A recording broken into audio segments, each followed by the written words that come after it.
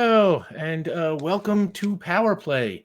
I'm Rick Budd, your game master, and these lovely people you see in front of you are Sam Lev, who plays Kadrax, B. Zelda, who plays Ulez Gali, Caitlin Bruder, who plays Benny Beckett, and Omar Najam, who plays Beyond Vigor.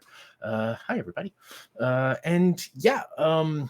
As usual, I want to throw some special thanks out to Jake and Warren and the mods and everyone at QueueTimes. We could not do what we do if they did not do what they did. And your subs and your bits will help support QueueTimes and keep this platform available for us. And your donations to the tip jar help feed the people that you see here on the screen. It's our Feed the Cast fund. And here's we have some rewards to that end, and here's how they work. As usual, at $50, the cast gets a point of community determination. Right now, I think there are 3 community points of determination, but a couple of players are just out of their own personal determination, so it is going at a premium once again. That's $50, and if we get to $150, in game, our team has a mysterious benefactor who sends them gifts anonymously. Out of the game, we know that mysterious benefactor is you, the chat, and so far this season, you have sent them a single-use rear tack dispenser for the van, a voice stress analyzer that's +1 to intel when being used to detect lies, a single-use nitrous oxide injection system for the van, a police band radio, which is for some reason better than the one that you can download on an app on your phone, parabolic spy microphone that works at distance 3, and last week, as a bonus, you paid for the team to get the van painted with that cool kind of tri-tone paint that looks different from every angle, and I think that the van will be ready next game in-game. And if we get to... Oh, sorry. And for this week, the mysterious benefactor gift, almost skipped right over that. You can get the team a remote control for the van that is good at a distance of 5, so about 10 to 20 blocks. The team will be able to control the van without anybody actually driving in it to do... Like an RC car, like the little controls and like a little camera and everything? Yup. Yes. And and that control will control all the things that are part of the van, including the nitrous oxide system and the rear tack dispenser. It's, I assume if we unlock that, your mysterious benefactor will simply have Derek the mechanic put that into the upgrades while he's working on the van right now. And if we get to $250, as usual, there's our after credits lore drop, which is a revealing glimpse of some important but previously unseen part of our story or universe, which is always a ton of fun. So those are the tiers for this week. You can always see them in chat with command unlocked. And if you can't help us out this way, you can always help out by liking and commenting on our YouTube videos or sharing our tweets and stuff like that. And we really appreciate all that too. And for a limited time, you can get Power Play merchandise, t-shirts, stickers with Caitlin's wonderful artwork on it. And that's available at the QueueTimes Teespring store. So you can see right there. The QueueTimes Teespring store. And Jake will put that link into the chat for you at various points in the game. And the game, speaking of, is that we play here is called Icons. It's published by Ad Infinitum Adventures, and it was created by Steve Kenson. You can check him out on Twitter at @skenson. The book edition that I have is published by Green Ronin. You can't see what I'm pointing at, so I don't know why I did that. They were sold out. They have been sold out for a while now. I don't know when they're getting more book editions in, but you can get it as a PDF, and it's a super cool game. And you can follow the show at Power Play RPG on Twitter and Instagram. And Power Play is now available as a podcast for the podcast inclined. You can find it wherever fine pods are cast. And I think that is the announcements. Oh, wow, you already unlocked the first goal? Oh, wow, thank you so much, everybody. So I'm going to bump. You got 4 points of community determination, and the next thing is the remote control. Thank you so much, everyone. And on that, let's play.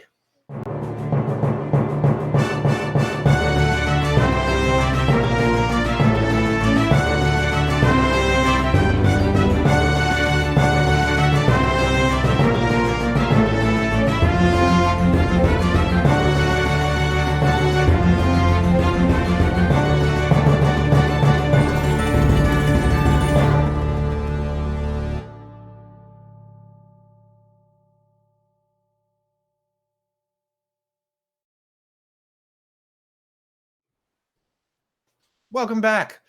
Man, I love that song. So previously on Power Play, Vion, who is under suspicion of the murder of someone who is actually himself, told all of his secrets to his sister Amira and managed to win her over. Kadrax found themselves at odds with Sonny, the son of their mentor Sonnevel, who has been staying at their apartment, but then quickly took off. Benny opened the envelope containing the name and address of her biological father, Adam Aubrey. And Ulez briefly connected with another one of their species, who we call Tulez, before Tulez was snatched away by the teleporting green-robed figures associated with a pre-revolutionary group known as the Solidarity of Man. The team journeyed to Old Riften Village, where they freed the soul of Guinevere Voller, a so-called witch who had predicted their arrival way back in 1674. And while they were there, they learned about the origins of the Solidarity. And that is where we pick up. That night, the evening of Thursday, November 12th, Benny Beckett, as you are returning home to your apartment in Warehouse City, say you enter the building, you come up through your hallway and you get to the door and you notice something that is hanging on the doorknob outside your apartment. It is a blue crystal on a chain. And you immediately recognize it as the necklace that Althea the Enlightenist gave you yesterday morning, which you then gave to Dino Mink. Is there like a note attached to? Is it just the necklace hanging there? Just a necklace hanging there.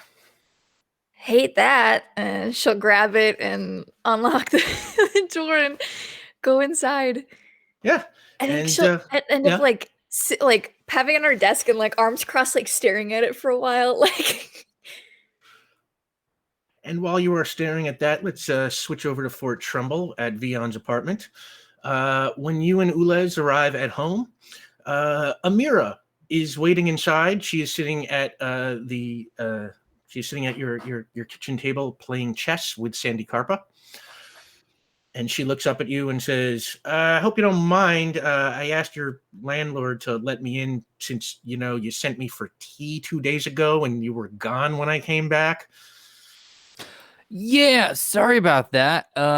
We've had a little bit of a busy couple days. So, yeah, please make yourself at home, sis. Well, actually, that's the opposite of what I'm here to tell you. I am here to say goodbye. I am headed back to California on a late flight tonight, and I have some business I need to take care of back there. And she kind of runs over to you and she gives you a big hug. And then she turns to Ulez and are you a hugger? Oh, yes, I am. And she walks over and she gives you sort of a little bit more hesitant, but, polite hug, slightly a little less embrace than she gives her brother. But, but she seems to like you too. And she says, it was very nice meeting you, Ulez. And Vion, I'll be in touch. Sounds good. Have a good flight. Please be safe. And did you buy the tea? Yeah, you'll find it over there on the kitchen table. We thank you. Sandy kind of points down and he's like, I think I'm going to head out too. Been missing our drawing sessions, Ulez. Oh, I made this for you. And he hands you a little small square of paper that has a watercolor of you sitting in the garden. This is beautiful. Vion, might I place this next to your bills on the fridge? Yeah. I mean, you can replace the bills with that. I wouldn't want to remove something that appears so important. And I'll just pull the bills off the fridge. Just chuck them on the countertop. And Sandy lets himself out. Yeah, as you're putting that on the fridge. And Vion, because you asked me to make a note of this last week, I'm going to remind you that you wanted to postcog the begonia that Tulez was holding. That's right. Yeah. Normally I won't remind you of stuff, but you actually, I said I would make a note of it this time. So if you want to do that, now is your chance. Make your postcog roll. Okay, here we go. Freaking love Postcog the Begonia. It's my favorite song. Listen to them every morning. Add that to the list of band names and songs we've got going. So much better live. Much better live. Yeah. 8. 8. Okay. That's a moderate success. Okay, so yeah, as you you touch it, and it's that thing where, reality kind of fritzes out on you, and suddenly you see Tulez in the street outside Greenacre Park. They're putting the begonia back on the display that they took it from. And they turn, and the air crackles around them, and those figures in the green robes appear right beside them. And Tulez glances really quickly at the face of the figure to their right. And through Tulez's eyes, you see beneath the hood, there is a black mask that covers the face of that person. And only their eyes are visible. And you take a look, and what you catch really fast is that those eyes are brown. Okay. All right. And on that, you come back to reality. I will just say I will credit. I assume you would broadcast that to Ulez as you did that. Yes. Okay. Yeah. So Ulez, you also have that knowledge. And if you want to react to Oh, it. I do not know what to do with that information, but I will make some tea. Great. And as you two sit down to drink tea and think about what this may or may not mean, we will zip over to Serrano Memorial Hospital, where Kadrax is showing up for their shift. And as you walk in, you find Dr. Elizabeth Talley, your boss, standing kind of at the nurses' station, along with Ted Berry, the manager of the Human Resources Department. Elizabeth Talley, I think we cast as CCH Pounder, and Ted Berry we cast as J.K. Simons. And they are standing there, and Talley is like, Dr. D'Alto, we need to talk. And Dr. Talley says, Mr. Berry here has found some, let's say for now, irregularities in your employment records that are going to need to be straightened out. And Berry's like, yeah, that's putting it mildly. And Talley's like, if you don't, I am sorry I have to do this, Dr. D'Alto, but you are relieved of duty until this matter is settled. Now, if you'll excuse me, I have to. She kind of. I have to. And she kind of grips her chest and falls down. I think I'm having a heart attack. And she falls down and kind of starts, pulling herself, her chest together, like as if she's experiencing great pain. All right. Who's at the nursing station right now? Right now, the station is empty, and I will say is that Right. Ted Berry is just sort of just like, "Oh my God, help! Help! I'll go find help!" And he kind of like runs down a hallway, like shouting, "Nurse! Nurse!" I stand up. I go hit the code button. Okay. There's a button that will call a code to your particular room, like a code blue. And since I am relieved of duty, I do not actively assist coding. I will, especially because this isn't a code, it's just a very quick way to get page, unfortunately. I realize now, but I'll need to grab the EKG and get that. And let's see, it's Mona, morphine, oxygen, nitroglycerin, aspirin. Know that Okay. in case of heart attacks. See, we're an educational show also, and since you set off the signal, a team of nurses and doctors sort of come rushing up, and they go to work on Dr. Talley, and what do you do? Just watch, or do you leave? I clear the area. The last thing you need is people crowding medical event. I'm going to have to get my records together to hand off to someone else, apparently. I'm going to have to go home and think about how to resolve this, because I did not make this cover, so I do not know how to shore it up. Okay.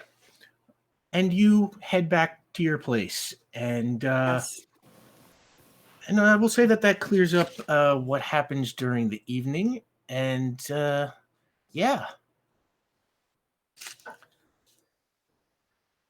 the next morning comes around, and what are you doing, Kadrax? Well, after Abigail is out the door because she works during the daytime, I have a lot that I honestly I'm sitting on the couch that Sunny frustratingly crashed on, absently patting Dog's head. Can't feel him wherever he is right now. It makes me nervous because he's dangerous. And I don't know what he's going to do.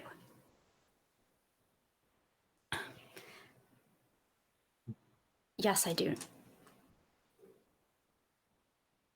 He's better trained than I am. Dog kind of cocks his head. Scritch behind the ear that he lowers. That they lower.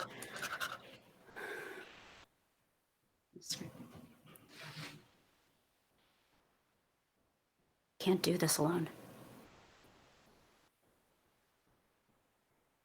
I'm gonna pull out my phone and text Vion. Vion? I need your help. Yeah, May what's I going come on, by Doc? your office. Yeah, absolutely. I'm here. Right. I'll be there in 17 minutes. And Okay. I send a thumbs up. You receive the emoji. And yeah, is it just Vion or is it everybody? At his office? Well, yeah, I guess. Ulas, are you there? Yeah, I think, Like, that yeah. seems like a thing that could well be a thing. Like, I Ula's know that definitely- Benny has like a job that intermittently she attends. But I also know that the roomies also tend to hang tight. So like whoever's. Yeah, you know what? While you're on your way over there, I'll say, Benny, you wake up to a call from Dino Mink, who's just like, hey, I'm not going in today. Just wanted to let you know I'm not going to need you. Think somebody broke into my apartment last night, but Oh, jeez. Are you yeah. okay? Yeah, I'm fine. And weirdly, it doesn't seem that anything's been stolen, but I don't know. The lock was busted. It looked, the door was open. Some things were disturbed, but I don't know. I'm just gonna keep checking through my stuff and make sure everything's okay. But yeah, I'm taking the day off. So why don't you do the same? Okay. I mean, I hesitate to say, but if you need anything, let me know. That's scary. Thank you. I will. Don't abuse that. Talk to you later. She hangs up. Yeah, and just about then, Kadrax, you were arriving at Vion's office in Yard Hill.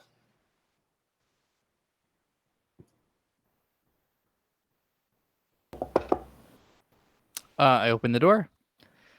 Hey, Doc. Come on Good in. morning. I do. I pace. Not slow, like TED Talk, like.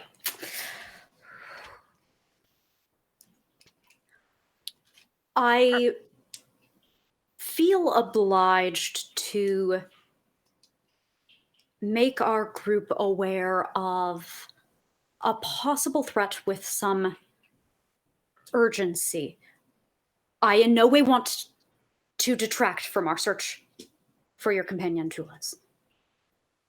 Okay. But I do have a matter that I cannot resolve on my own. And so, for this reason, I have solicited your assistance. Yes, Sure. please. How can we Yeah. help?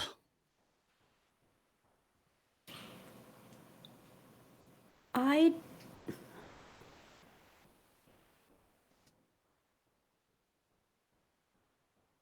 did not come here alone. Did you brought dog? I Off.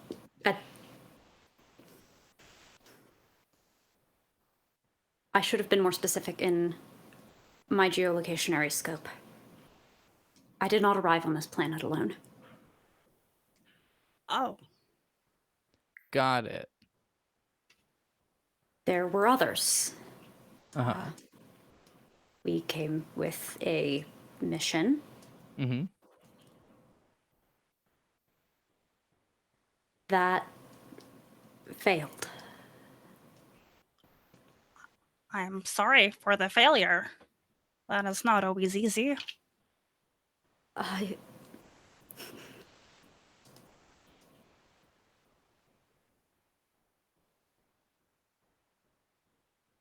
don't know the nature of the failure. And much like you, Ulas, I recently found a fellow of my kind. That is very exciting. How did we not know this? Or did we? No. He is what I believe the humans would call a dick. Ah, Got And it. Beyond has so warned me. Yep. I did not. He was not worthy of meeting you. Oh. We thank you then. But he came here to find out what happened to the people who came with me. Mhm. And he is. I know.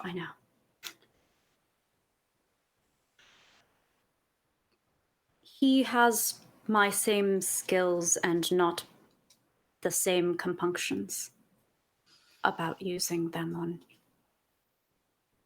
people of this place.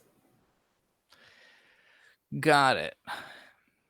He wants to find out what happened to the people I came here with, and since I don't know what happened to them, I don't know what he will do if he finds out. And I realized, Vion, you could find out.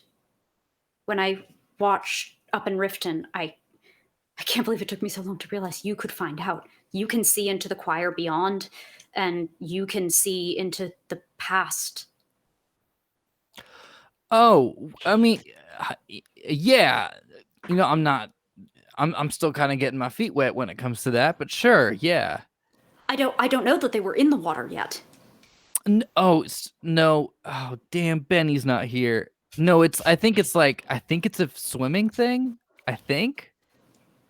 More so like, I'm walking into some water and then I'll start paddling, but I haven't started paddling yet. Yeah, I'll give it, I'll definitely give it a try. I would be grateful. Yeah, absolutely. Do you think Benny would also be willing to accompany us? Oh, heck yeah. Benny hates her job. Anytime. Yeah, I think that's a real easy question to answer. Yeah, we can go get Benny. I'll text Benny. I need a warrior. Would you stand willing? Benny is currently again sitting at her desk, staring in like angrily at this necklace. Now, kind of putting some pieces together, and gets the text and is like, I think very touched by that. And just replies, "Of course. Where do you need me?" Oh, I will drop you a pin to a location, which is where I think perhaps the three of us might rendezvous.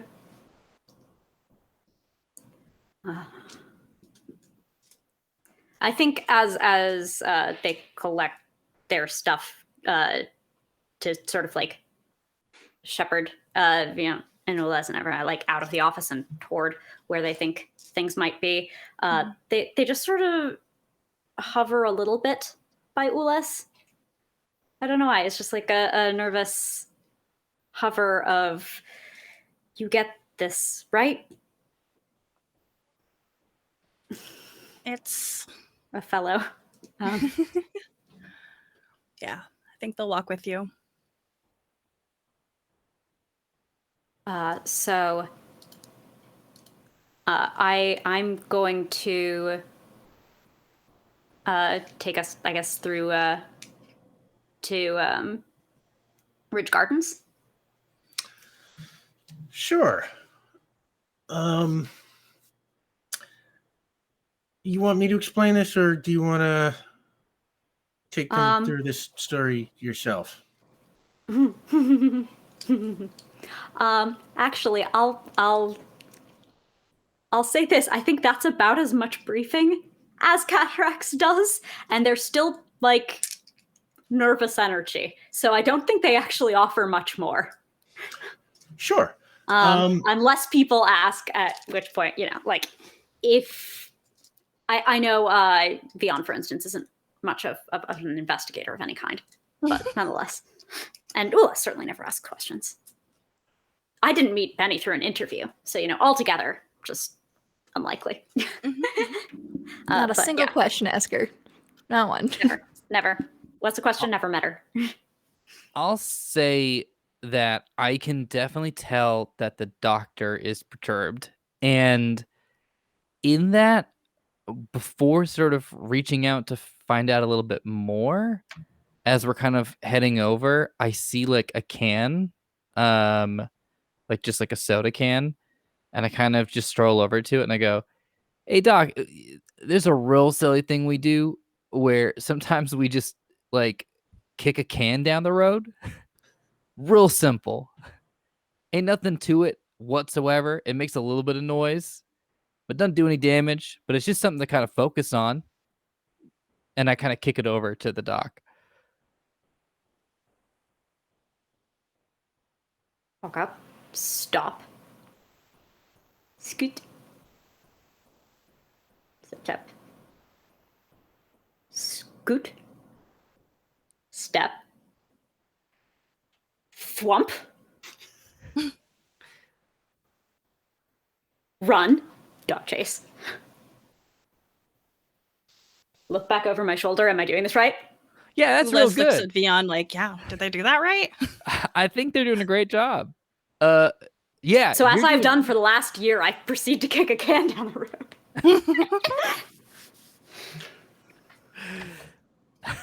I love this. So yeah, you make your way to Ridge Gardens. In fact, Jake, can we get up the Baronsdale Avalon map for a couple of minutes? And we'll say, Benny, you kind of meet up with the three of them, and Kadrax takes you basically to the bank of the Hallworth River, which is the river that separates Baronsdale and Avalon. And standing on the bank of the Hallworth River is a little overwhelming to the olfactory sense. It kind of smells like fish and pollution, and that scent is pretty pungent.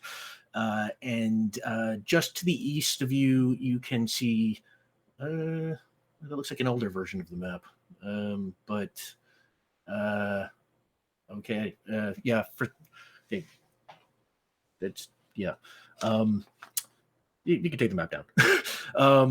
So yeah, standing on the bank of the Hallworth River, yeah, it's like to the east of you, you can see we'll call this the McQuilly Bridge, which is that top bridge there, or the easternmost bridge, and right across from you, you can see the sort of towering form of the Global Union, which is this. There you go.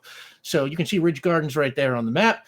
And Ridge Gardens right there, that bridge right next to you is the McQuilly Bridge, and that river in front of you is the Hallworth River. And right over there in Monroe Harbor, right across the river, you can see the towering form of the Global Union, which is Port Ruby's, let's say, version of the United Nations. And the area that you are in looks like it was probably once thriving decades and decades ago. There are shops and buildings, along the riverbanks, and lots of small docks that presumably used to have boats anchored to them once. But now all the shops are closed and the buildings are long run down and the docks are empty and dilapidated. Kadrax looks like something is about to jump out of the shadows. They are ready. They are so worth it. Adrenaline, just like they don't know what they have to fight here at dilapidated part of town, but they're ready. Okay, so is this where y- uh you were leading us?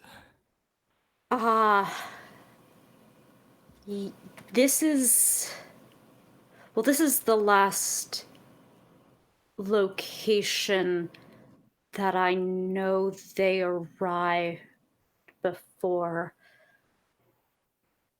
whatever it was went wrong.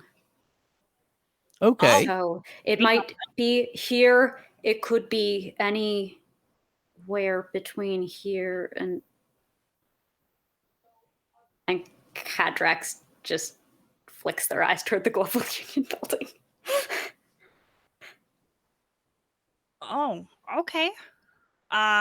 Is our plan then for Vion to touch all of the buildings and all of the objects along the way? That sounds time consuming. Yeah. I mean, I got no problem with it, but it will take a while. I thought perhaps there might be something that, in investigating the area, wouldn't belong, like tactical equipment or rivercraft or something not Terran in origin. If there's one thing that we've learned, it's that a lot of humans gather and create groups in which to hide things that they do not like. They hide them in sewers and they have guns. Is there a sewer nearby? That's a great that's a wonderful idea. You know, Ulas, I'm just realizing I think this is our first case. Is it? Yeah. And Doc Dialto, I think you're our first client. I mean, this one's on the house, don't worry. But Which one? There are many. oh no, sorry. If free without cost. I don't know. Oh, you know what? That's probably that's probably because like the house is. I think it's like the casino is, or like a restaurant is called like Welcome to the House, and then this is on us, which But means that's we're not gonna. a residential location. No, the house takes all. Yeah, it's not. I'm going to look for sewers. Okay, yeah, that's a good idea. Yeah, let's do some sewers. I'm gonna just do some general investigating to see if there's anything that looks like it shouldn't belong here. Yeah.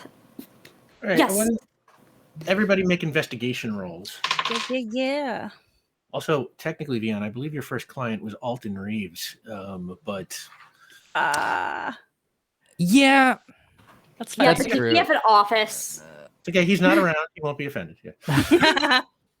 I don't really want to count it. That was more of like, sort of warming up to it. All right, let's see here.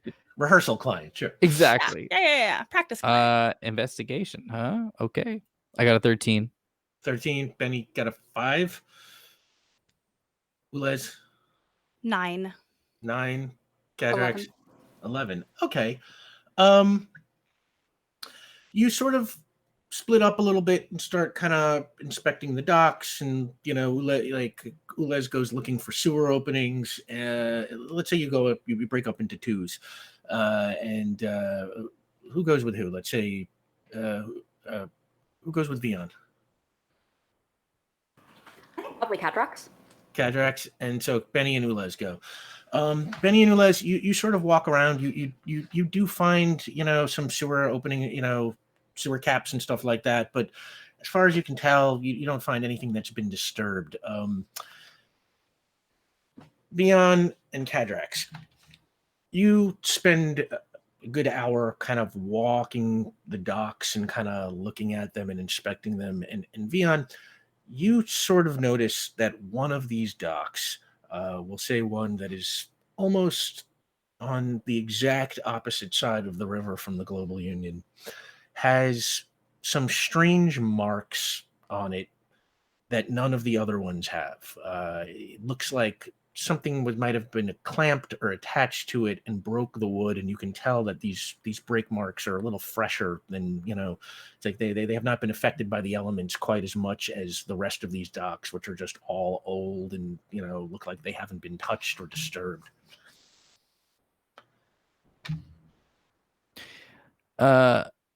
the folks that you're traveling with, would they need to park anything or attach anything that might have been heavy?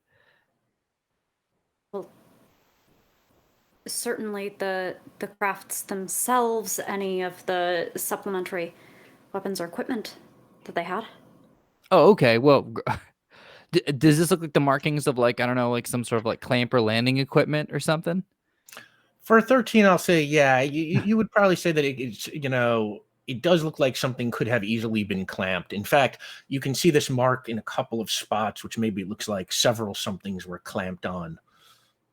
Interesting. All right, Doc, let's do it. Round number 1. And I'd like to post cog.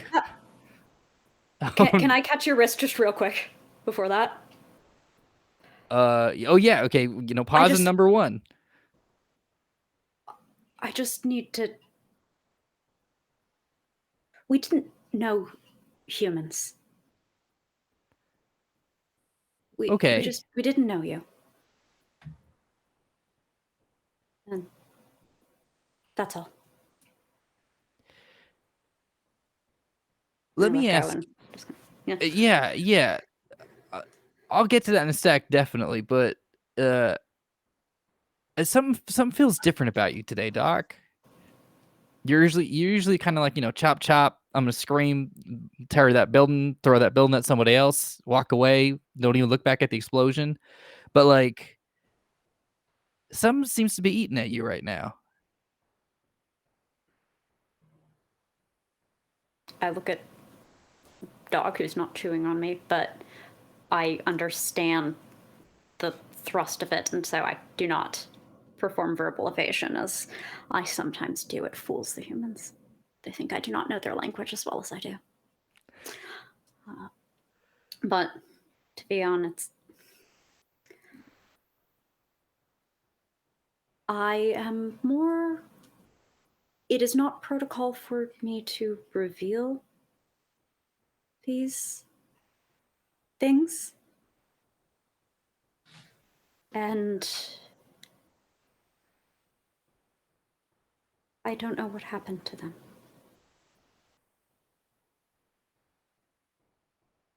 It scared me. I was cowardly. And I still am.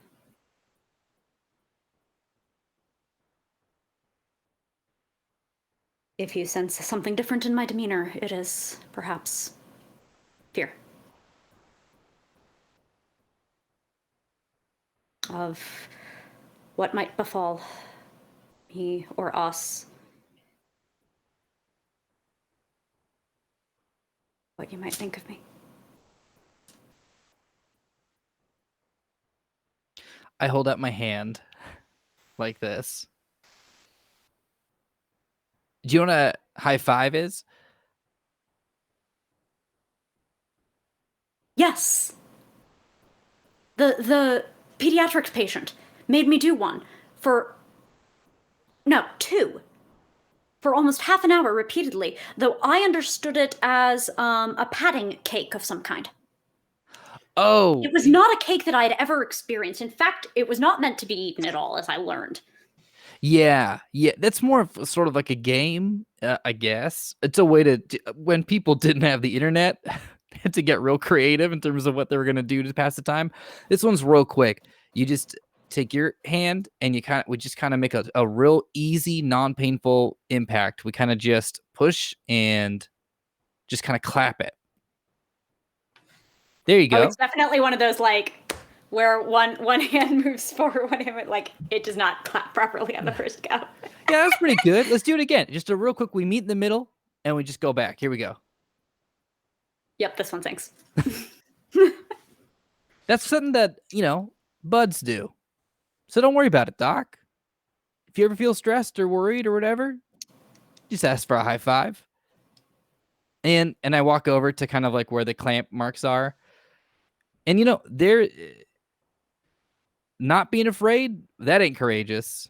But being scared and doing something, that's bravery right there. And I want to touch the clamp mark and then post cog. Make your postcard roll. All right, here we go. Where did you go? Okay, 9. 9. All right, well, I rolled a 1. So, broadcasting? Yes. Okay. You concentrate, and then reality fritzes out, and you go into that weird dream state you get when you postcog. And Kadrax, you see it all too. And suddenly, it's before dawn, the light just beginning to break, and you see Sanneval, who I think we said was Javier Bardem, right there standing on the dock with about 12 others who you recognize as the various Knights of the Blue and 2 or 3 of their squires.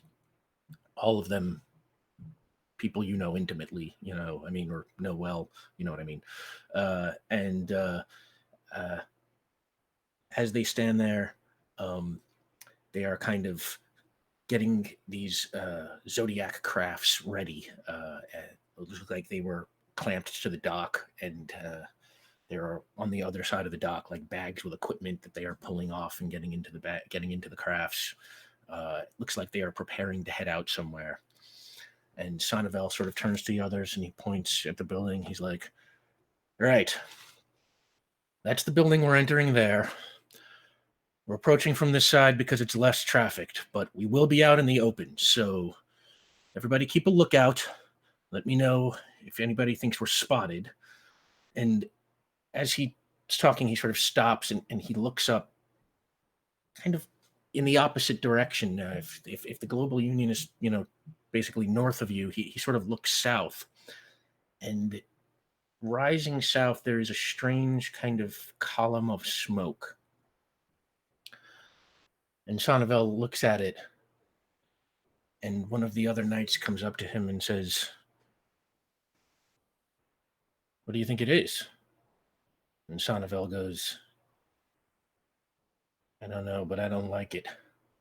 And the other one goes, "Sir?" And he says, "Too coincidental. Here, now, right as we're about to move out. I want to check that out before we sail. With me." And the knights kind of fallen behind him and kind of looking ready for anything like soldiers. They kind of head off towards that column of smoke, which takes them kind of into the neighborhood behind you, and then you're right back to the present moment. That was it. That was them. Okay. It was him. And we'll say, Benny and Ulez, you are returning now from your hunt. Can we have like just a little short scene right before like we meet up? Oh yeah, absolutely, sure. So because like Benny wasn't really around for like the office, like the OG panicked Kadrax, like they didn't get to experience a lot of like the original anxieties. So Benny's kind of just like walking into this and being like, No idea what's up. "What's up?" Yeah. So Ulez is gonna try and give like their best approximation of like how they understand the situation. Mhm. We are looking for the allies of Kadrax. However, may I share my honesties with you? Yeah, of course. Kadrax is very powerful, and they have informed me that they have a ally who is under the category of Dick, who possesses many of the similar powers, and I worry a lot of Kadraxes on Earth would be terrifying. You are all so fragile here. You would be blown away. Yeah, it was scary enough when Haber had their powers for a little while. Right? Assuming, if they're all cohorts of Kadrax, they actually know how to use them, so. It would make sense. Back on my planet, we all possess the same powers. We are created in such a way to be able to absorb information. And although I have never asked up front, but I have to believe that Kadrax's people were made for perhaps an opposite purpose than my peoples. Oh. Look at this destruction. I mean, there are a lot of towns, small section of homes that are all very dilapidated. But there is something extra bad about this place. Makes me want to shiver. Vion talks about that in his book a lot. He does, doesn't he? I have read it 3 times now. I think I had to study it for class once. I was in like a fiction into film course. I think we had to watch it. I haven't asked him about it because I don't think he likes the movie, but at some point. We can both approach. I have many questions about the novel itself, but I'm waiting for the retelling of the audio version of it. It has been very good so far. Yeah, I'm sure he would love to hear your thoughts. And there they are over there. Let us return. Yeah, and while you're walking back, you got a 9, right? On your investigation roll. Yeah. So while you're walking back, you notice Ula's taped to a nearby telephone pole. There is a flyer that looks like it is relatively fresh. It's like there are a whole bunch of old ones, but they're all yellowed and ripped apart. But then there's one right there that looks kind of new. And you walk over to it, and I'd say the two of you kind of can read it. It's a photo. It's got a photo of 2 men on it. And if I had to cast them, I would say one of them is Kevin James and the other one is Ernie Hudson. And the text beneath it says, "Have you seen me? On the evening of Tuesday, November 10th, 2020, Mitchell Edson and Charles Pope, technicians for Baronsdale Gas and Electric, went missing while performing their duties in the vicinity of Ridge Gardens. If you have any information regarding their whereabouts, please contact the Baronsdale Police or the Baronsdale Gas and Electric Company." And it lists a phone number, and it says tips may be made anonymously. Ooh. I will rip the paper off for our own doings. Good call. Thank you. All right, I'll on the break, I'll send you those names so you've got the paper. And then you rejoin with Kadrax and beyond. Kadrax is probably taken their baton out and put the heel of it into the point that Vion just post-cogged as if they're destroying evidence. Yeah. Did you find anything? Yeah, did we find anything, Doc? A possible lead. They were diverted from their original mission. Vion showed me. That is wonderful. You have seen your people. Yeah. I'm very excited for you. Did y'all find anything? Yeah, A here. missing poster. I mostly took it because it was new paper and it looked out of place. Interesting. It has to do with the gas and electric place, and seems like maybe something we should be aware of. We're using our investigation skills. Absolutely. And I would like to hold out my fist for a fist bump with Ulez. Have we done this before? I would like to say, will we have to burn a point of determination, Rick, to say that we have?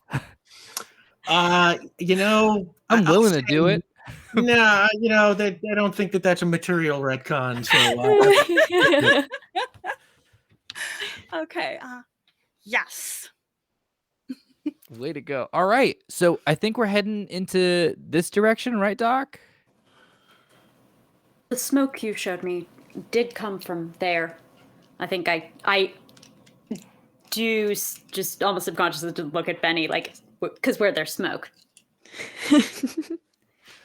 Yeah, got it. Yeah, that makes sense. All right. Well, let's head in that direction, I guess, and see if we can kind of follow these breadcrumbs. Quick question. This is not related to what we're currently doing, but the poster, does that date November 12th, did you say? November 10th, 2020. What does that date have any, like, what were we doing on that? Like, does that have any significance to us? Right, because that's within our, like, Yeah. it's after Benny Beckett's Baleful birthday week. Yeah, today is November 13th, Friday, Yeah. November 13th. So it was pretty recently. We've done a lot the last couple of days, so like. Yeah, it's been a busy week for you as usual. What session was that day? That would the help. day before the day before I got arrested-ish by the cops, and you all went on the boat. Oh, was it that day? I mean, that was a very long The day. day But was it that before, many days right? The ago? day before that. Yeah. I What think I the will day tell you before. is the session that was the Sorry, this fourth is episode derailing. of it was the fourth episode of this season. Okay, so- Different. The one that came after Operation Nazi Punch. Wait. Okay. After After Nazi, right, that was 13. Sorry, Uh, Hunter was 14. 13. So, This is yeah, I wasn't counting it. That's right. 13, so 13. That was our meeting with Steve at the cafe. Vian got kidnapped by Amira. I went to talk to the Enlightenus, and Tules went missing. Does anyone need a recap on the lore drop from that episode?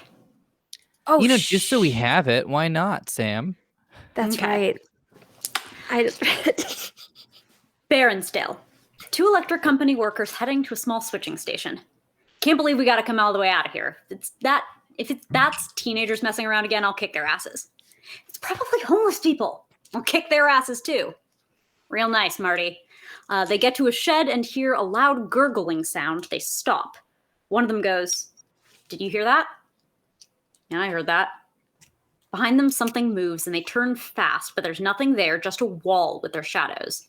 Then their shadows are subsumed by the shadow of something much larger with tentacles or spider legs. They turn to run but cannot escape. They scream. Very cinematic, Rick. Thank you. Very good. Okay, so that's not related. I don't know. So I we guess don't we're back know at about square that. one. Yeah. Just kidding. So that just is to kidding.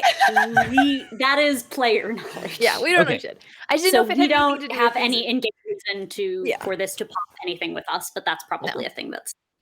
Yeah. I don't know. Oh, no. Maybe. Okay. No. Oh no. I mean, we're gonna clocked it because we've had engagements with a power and electric company before, so she was like, "Woo." But I just wanted to see if there's anything that we had in world correlated with that, but we don't know yet. So cool. The Just wanted only to check. other things I can see is there is some news from PR3 about a project delayed on offshore drilling, but that isn't. And since we are near a shore, but I don't think it's this shore. Yeah, that's all I've got in my notes that pops up that we might know. Anyways, I just wanted to ask. Sorry to derail. Yeah, no, was it kidding. could be important. It could be nothing. You never can really tell. So, yeah, you're what? You're now headed. Towards Yeah, I the guess smoke. we'll just go towards the smoke, Well, the memory of wherever it smoke. was. Yeah. Ooh, ghost smoke. Yeah, why don't you? Everybody, give me another investigation roll. Oh no. Coffee dice. Let's do this.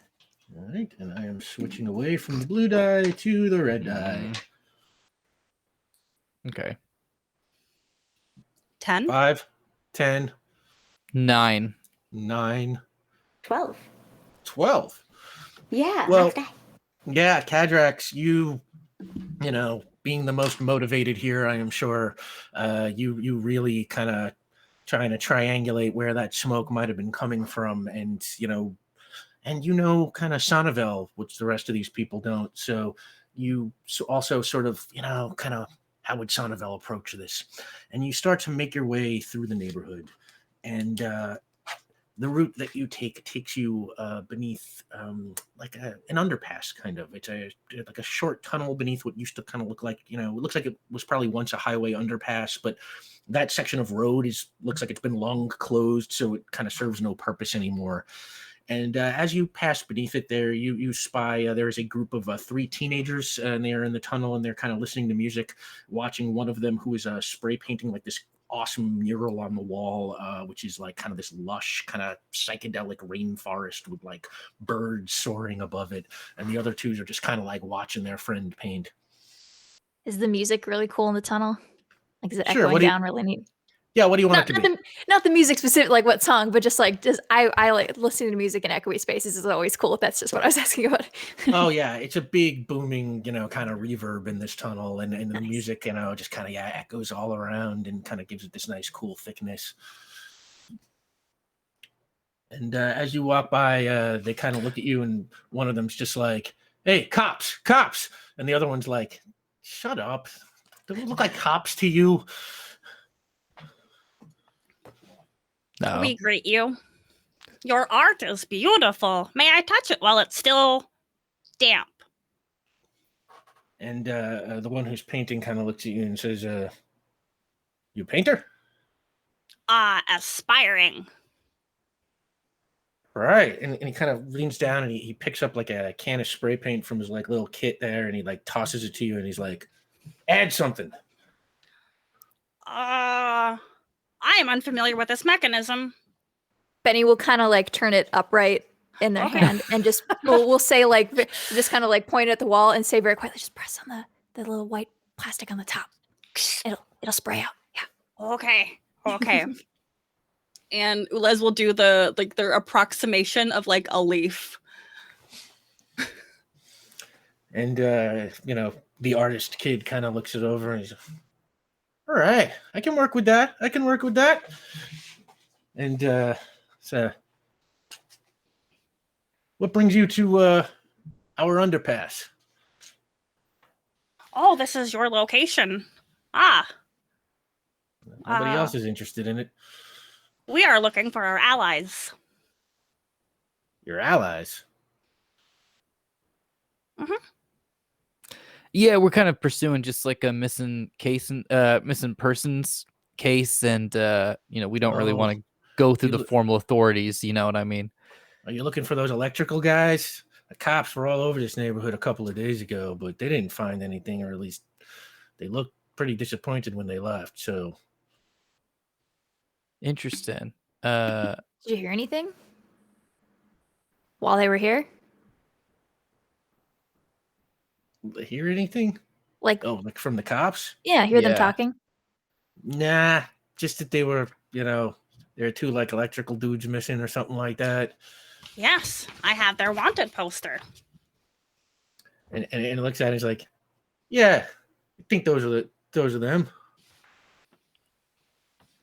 Yeah, I think that's a bit more recent than the folks we're looking for. They were kind of going after this like pillar of smoke that happened around here. It's kind of like the last like we heard of them, and then I don't know. Make a willpower roll. Okay, Don't forget that they're my friends, so you should get a bonus. that's true. We're can I- basically besties now. Can I add performance on this? Yeah, Okay. Great. 10. 10. And one of them is like, oh, you think he's talking about those? And the other guy's like, I don't know what they're talking about.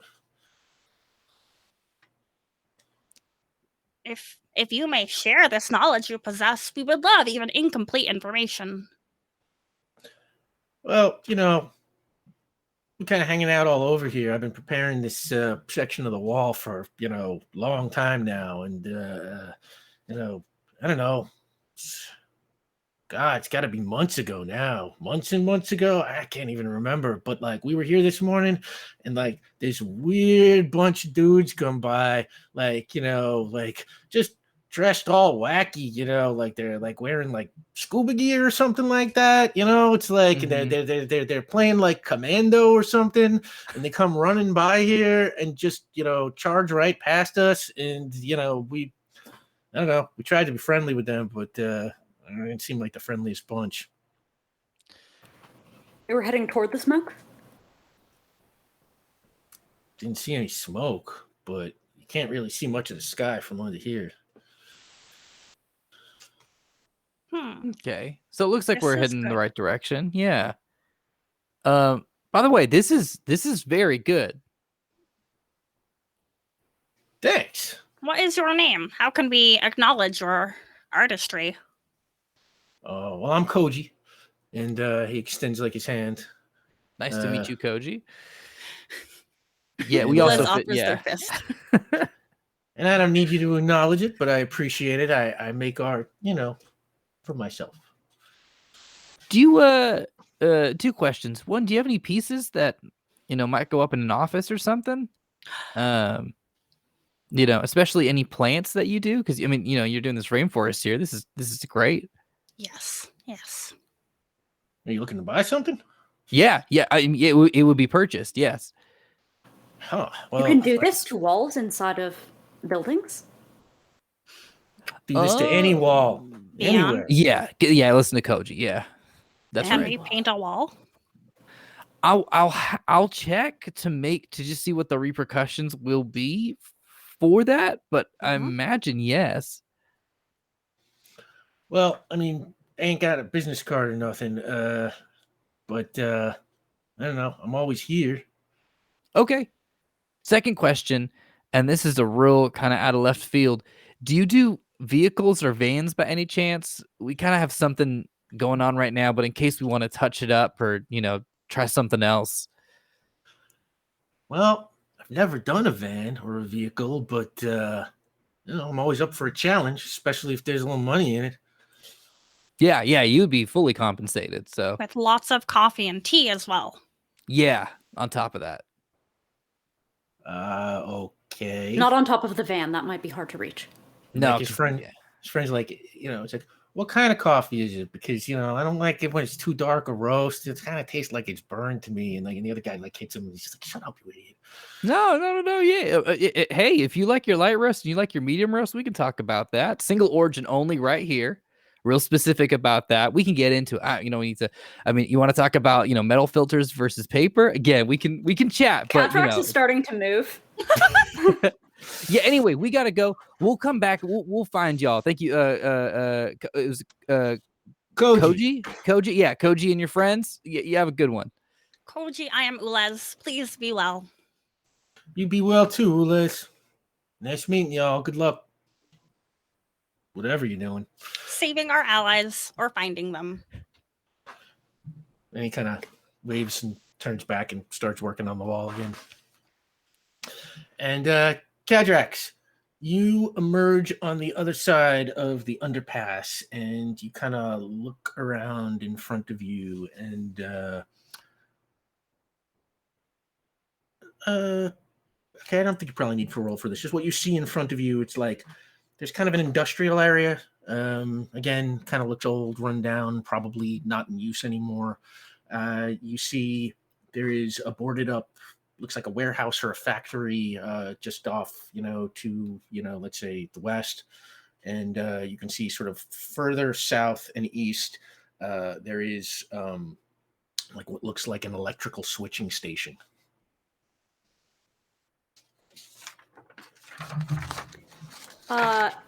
How do those buildings correlate to the angle at which we saw the smoke? Is it specific enough that I could figure which building it came from? Make an investigation roll. I shall. See, we are a little bit more than halfway towards our second tier. Thank you so much, everybody, for everything that you have donated so far. 10? 10. Okay. Yeah, that's a major success. I would say is that it would seem to you that the smoke was coming from the area by the switching station. Fascinating. And on the same day that we discover 2 electricians are missing.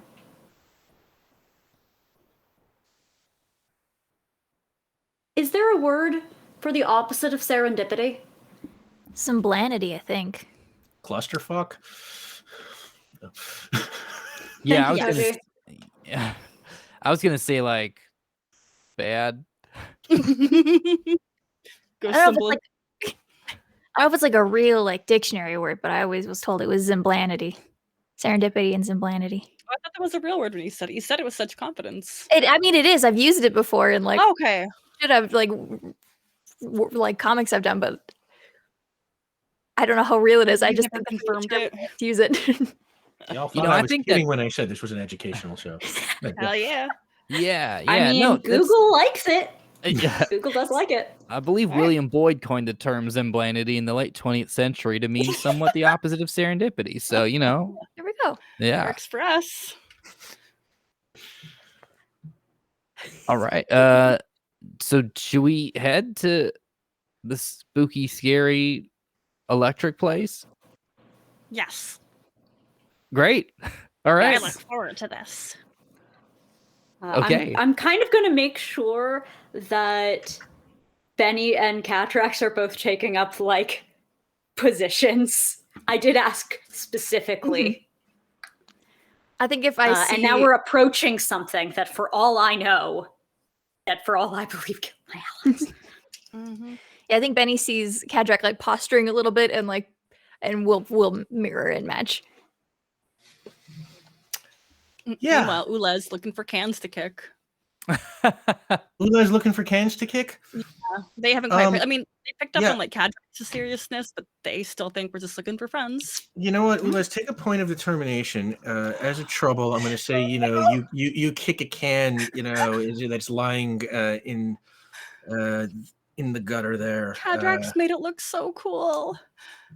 Yeah, and it kind of in this abandoned area, it kind of makes like a very loud kind of clattering sound that kind of echoes all around. We're gonna call that unlearning. But yeah, that's a trouble for you.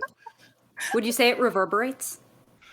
I would say yes. That sound echoes all around off of surfaces, highly reflective surfaces all over this area.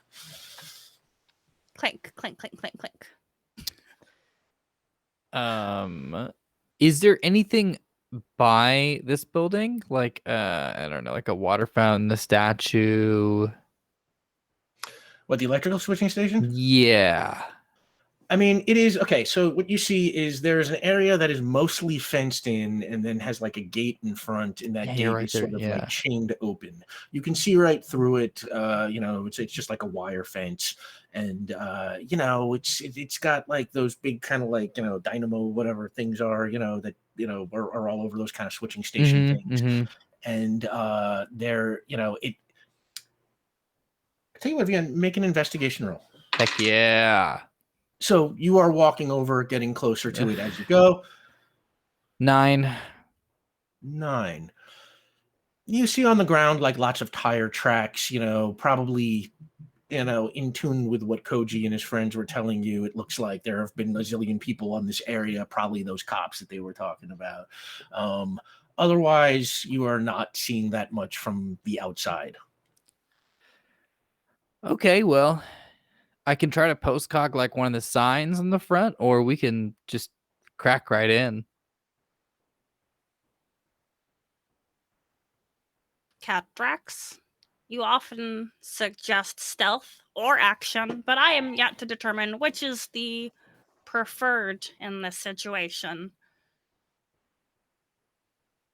Whatever happened to my allies was unanticipated and happened without sign. So caution seems preferable.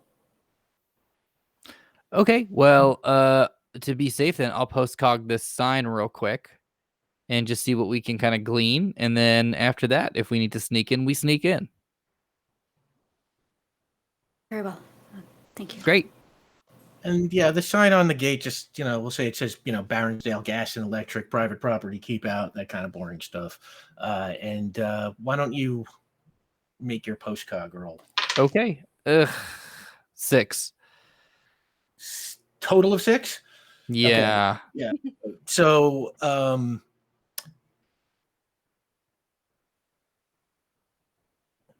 you see before you when you postcog in, suddenly like you see a vision of everything, blasting in flames, like fire everywhere.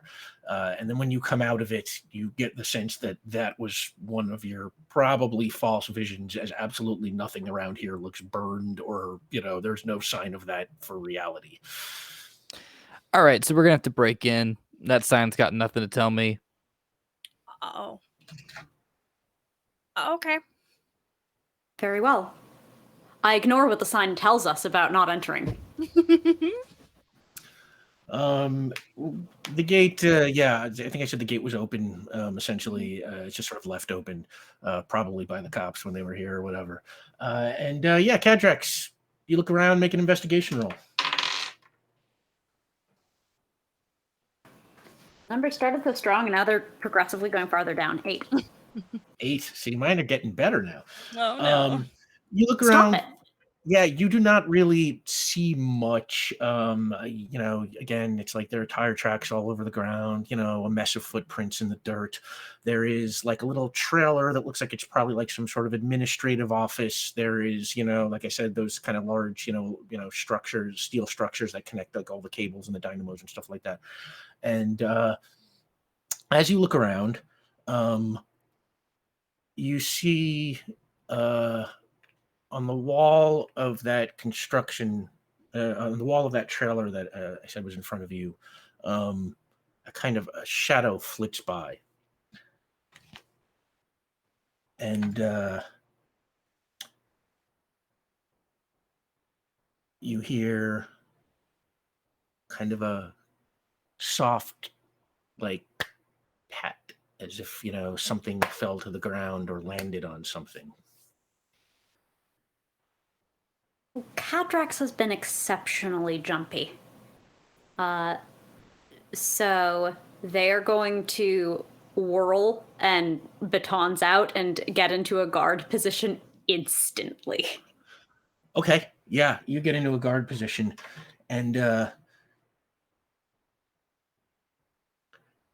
as you do that, on top of the roof of that trailer, you see a figure start to rise, and you see its arms come up and its head peek up, and it's kind of gray and furry with these giant yellow eyes.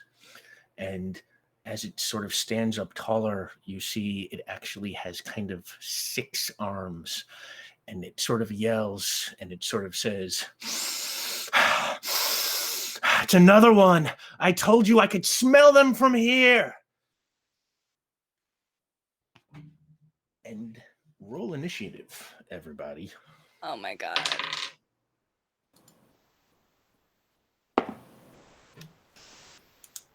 One day I'll up my coordination. Hang on. Before or after I put points into willpower. After.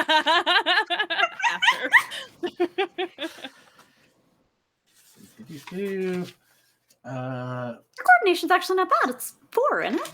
4, yeah. Ah, that's respectable. It gets me by, It's better than mine, and I'm the designated driver, so. Oh my gosh. Oh, heck. We're doing hand numbers.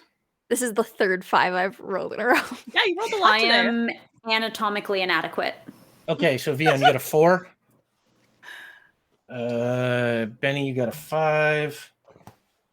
Ulez, you got, what is that, 9? 8? There's no That's an thumbs, 8. but I didn't know how to show Ulez, you got an 8. And Kadrax, you have 12. 12. Okay. Yeah, you would need 2 extra fingers for that. Darn. All right. Okay. Kadrax, Okay, good. you go first. But you know what? Before you go first, let's take a 10-minute break. And we'll just roll into this when we get back. Great. Thank you so much, everybody. I think we're just under $90. If we get to 150, the team gets the remote control for their van, and if we get to 250, we get the lore drop. And we will find out what happens with this fight in 10. See you then. Welcome back. And it looks like while we were away on the break, y'all got us like that much closer to the remote control. Looks like we're at $108, 108, a great number. And thank you so much for that. If we get to 150, they get the remote control, and if we get to 250, we get the lore drop. And thank you so much. So when we left off, our heroes were about to begin a fight with some kind of big, multi-armed, gray, furry thing with big yellow eyes. Kadrax, you go first. All right. Just so I'm clear in my imagery, this I'm being death from above right now. Yes, you were on the ground. You were in front of like a trailer, like you might see at a construction site that looks like it's kind of the administrative office or whatever of the site. And this thing is standing on the roof of that. So maybe about, I don't know, 10 feet above you or something. Oh, so it hasn't actually dived me yet. Okay. No, it is standing over you, kind of hovering. Has it attacked? Like, no, in sort of the spirit of Ulas, what declarative intent yeah. do you guys What we'll say is like we'll pick up where we were last time, and kind of like it hissed, it's like I could smell, and I told you, from here, whatever it said, and it's like, now this is kind of happening in slow motion a little bit. So as you hear it yell that to whoever or whatever it's yelling at, you get the jump on it before it does anything to you. All right.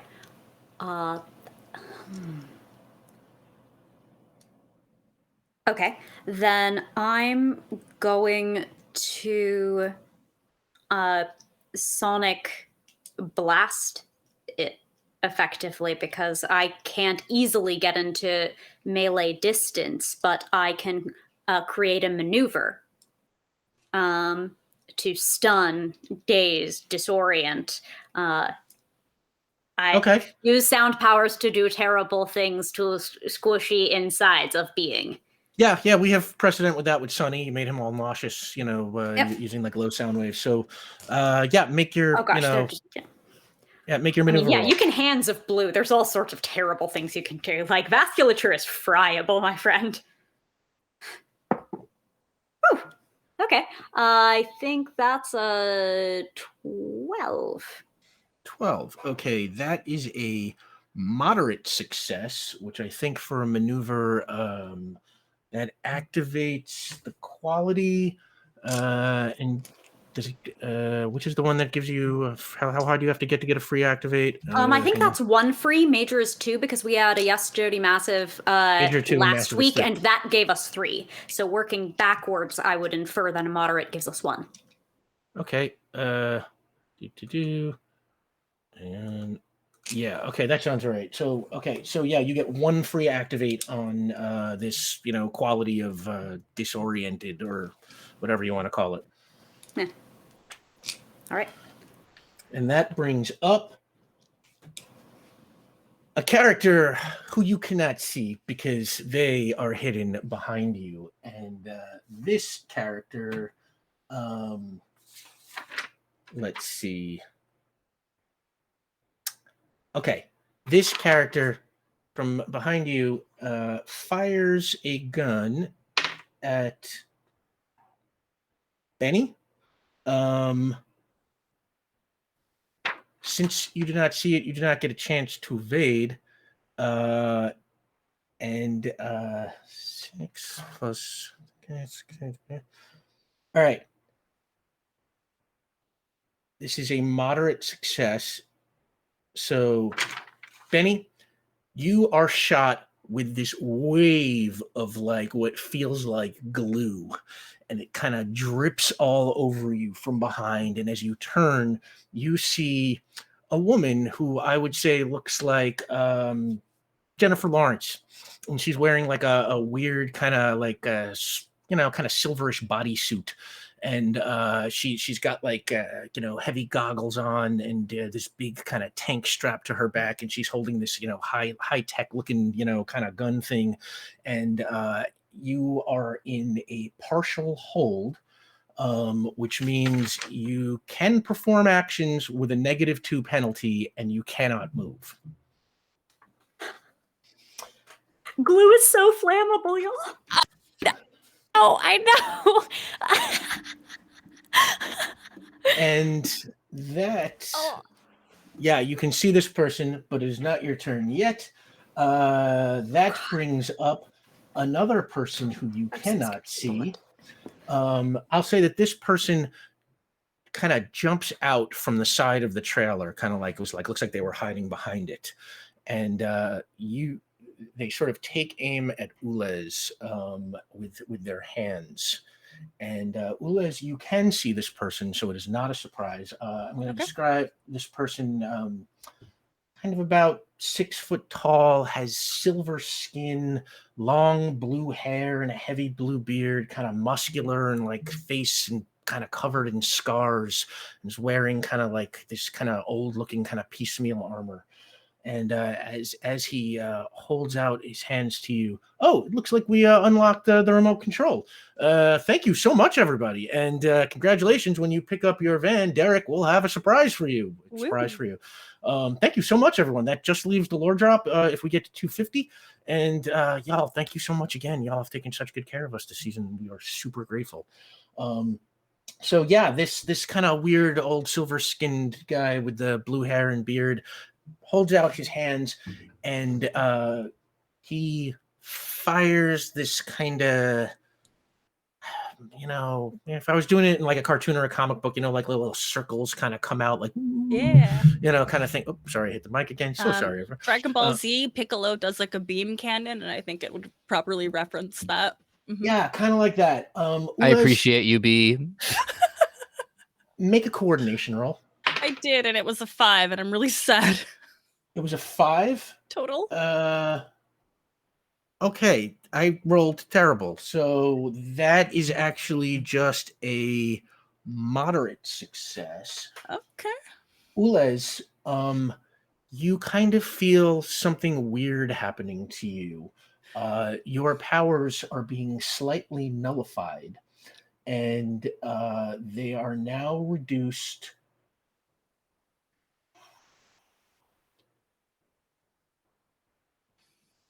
Okay, your powers are now reduced by a level of 5, which means your light blast and your healing blast will not work, but will come back 1 level per round. Okay. And that brings up the gray hairy thing on top.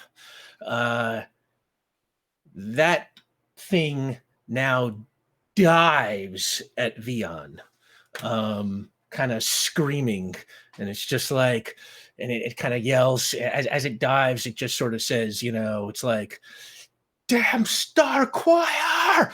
and it jumps at you. What do you want to do?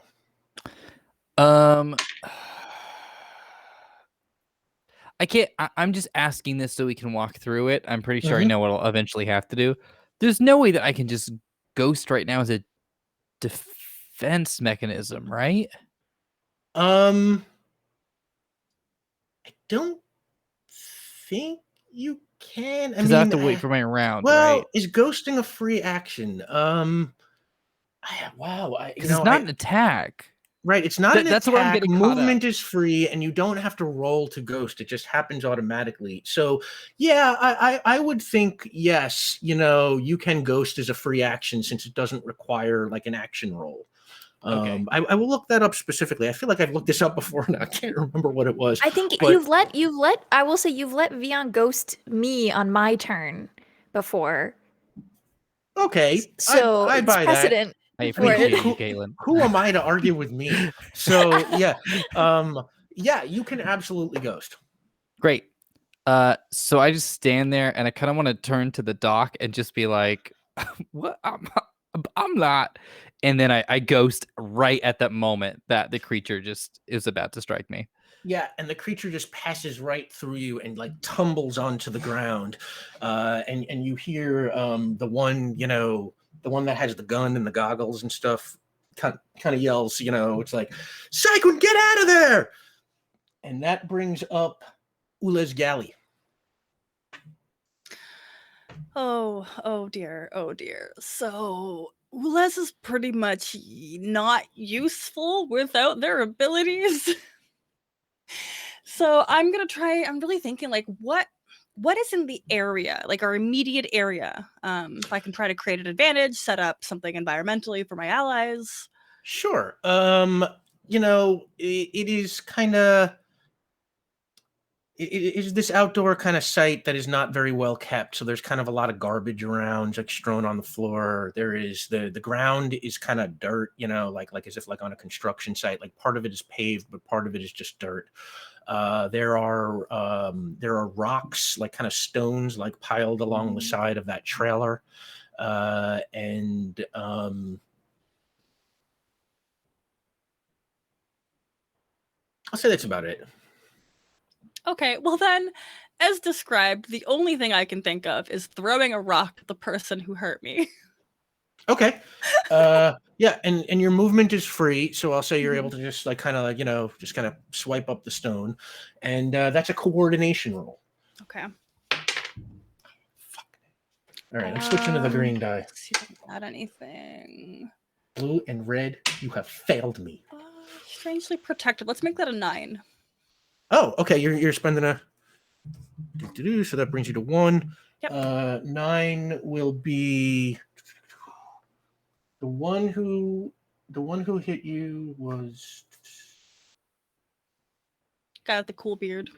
guy with the cool beard. Little jealous. Yeah, The okay. nullification thing. Ooh, wow. Okay. Yeah, that is a marginal success, which means it's like kind of to my discretion, it succeeds or may fail. What I'm going to say is like it hits him, and what I'll say is you have created the quality of distracted with no free activates, as when the rock hits him, he kind of turns to look at you. So he is now distracted for Benny Beckett's turn. Okay, so one thing before I take my turn. I don't know, has Benny ever heard the term Star Choir? I don't think that's something that I've ever heard before. Don't think so. Okay, so as Benny's tries to start, I'm gonna have to roll to see if I can start on fire. I'm gonna attempt to burst into flames because I'm covered in something that I no longer want to be covered in. But as I'm doing that, she's gonna be like, I think she's like, Star Choir? Like, I think you have the wrong guys. Like, and I'm gonna try to burst into flames. Which I do. And I want to, whatever's on me, I want to burn it off. Yeah, okay. Burst into flames. How do I handle this? Let's say make a power roll. Okay. What is your power for? You're using 6. aura, so 6. Okay, yeah. Make a roll on that 6. I use burst. Would that help, like, to juice it? I don't know. It's a bigger. Nah, I would say in this case, like burst would just like like if there were multiple targets, it kind of spreads out, but it's all on you. So that's true. Okay. 11. 11. Mm-hmm. Oh, Roll a 5. Okay, so that's a major success. And I will say is that like as you burst into flames, the glue just kind of like starts to evaporate off of you and kind of shrivel up, and just it disappears, and you have freed yourself. Yeah, and I just whirl around on the person who shot me, like, I don't think we're on the same page. Like, that's kind of what she said while she's on fire. But like, yeah, and she doesn't know what Star Choir is. That's not her. And that brings up Vion. I just feel like getting creative tonight, so I'm gonna ask this question. I don't think it'll affect my stuff a whole lot, but you know how I hate creativity. I know, no, sorry. Not in this show. Yeah. Can I use a point of determination to bring down my roll? To like purposely sink a roll? Well, Well, there's a reroll mechanic as part of determination spend so that you could effectively create disadvantage. Yeah.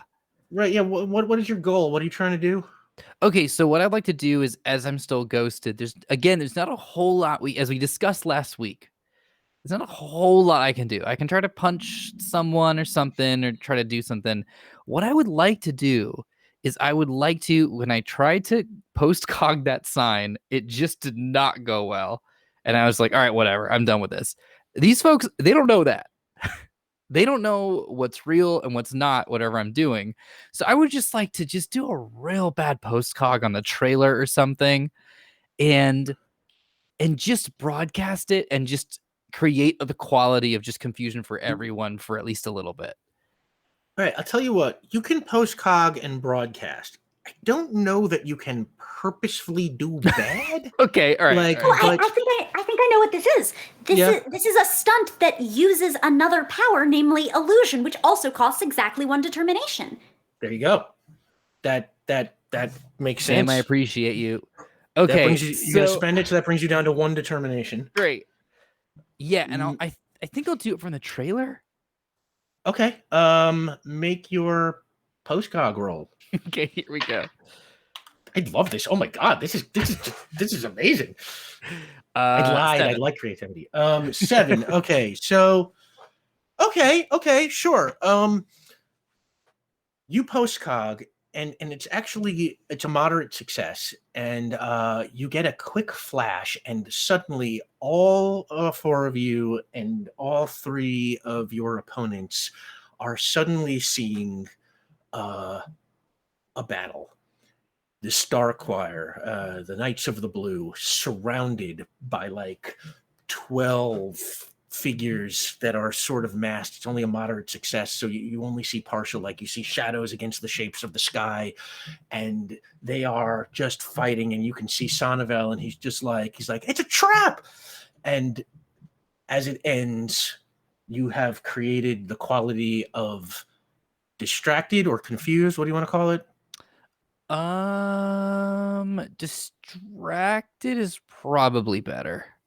Okay, so you have created the quality of distracted in all 3 of your opponents with 1 free activate. And there's still 1 free activate that's applicable to the guy with the blue, the blue beard and the silver skin from being distracted by Ulez. So he's got you can use 2 activates on that guy, and there's the one that works on common on all 3 of them. Hopefully you all understood that. English not good. Yeah. So that brings us back to the top of the order, Kadrax.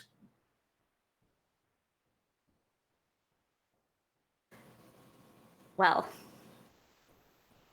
here we are. I am going to make a very large boom. I would like to make the largest boom that I can. Like earthquake?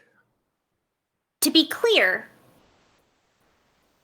Kadrax does not, necessarily intend this particular level of boom, but I think in this moment, that is required. Is this like directed like a blast, or are you just shaking everything? You know that moment in Fury Road where Furiosa just throws back her head? But if you had seismic powers. Okay. Wow. Okay. Which I think is maybe a trouble. I was gonna say, I think this is probably gonna impact people. Yeah. You know what? Let's call this a trouble. I'm sorry. Trying to think of what quality this would be a trouble on. Not from around here. This is uphold my oath because this is Kadrax has always felt like they failed in their oath and has just seen through this illusion the moment of their failure. Okay, Kadrax, take a point of determination. I did. And just above game, that is why I was trying to just do the fire failure one, and I was just like, I really hope this doesn't activate the dark. So I mean, by the time we had Star Quiet, the irony was, until that moment, Kadrax had almost relaxed on the assumption that any kind of combat with the knights would surely have created the same kind of boom that's going to happen in this moment, and they would have known what happened. They didn't figure it would have been something. Oh, okay, this is the thing that we fight. Okay, this is between us and the ants. Excuse me, what? Make a roll on your harmonic resonance control. Yep. I feel compelled to put that point right back in for burst, just to make that work. Okay. And well, just because a boom is a boom, and how many of those activates do y'all feel okay about me using? Use them all. I do. I'm going to use them to up my power level. Holy God. So that's going to bring you to, well, okay, how many activates are there? There are 2, I think? There are 2 that are free and 1 that would cost me a determination. So you're going to up your power level by 3? God. Okay. We're in danger. I love this. Go for it.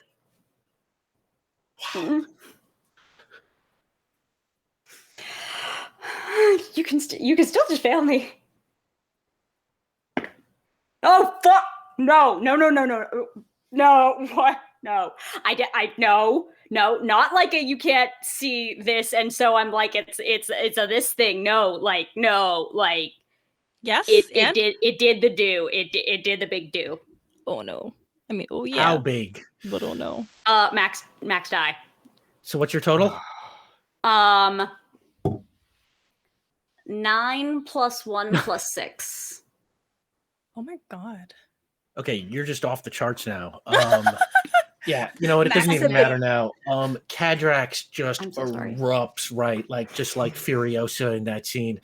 And with that scream, it's like the ground just starts to shake and crack. And remember, all this stuff was all earthquake damaged, from a few weeks ago to begin with. And now it's like it just, the ground beneath all of you just starts to shift and rip apart. The dynamos from the electrical, towers just start collapsing and falling. Electrical wires spraying everywhere, live wires kind of shaking around. Wow. Oh my God. It's like there's so much going on. Okay, how do I even do this? Okay, tell you what. The 3 of you make coordination rolls.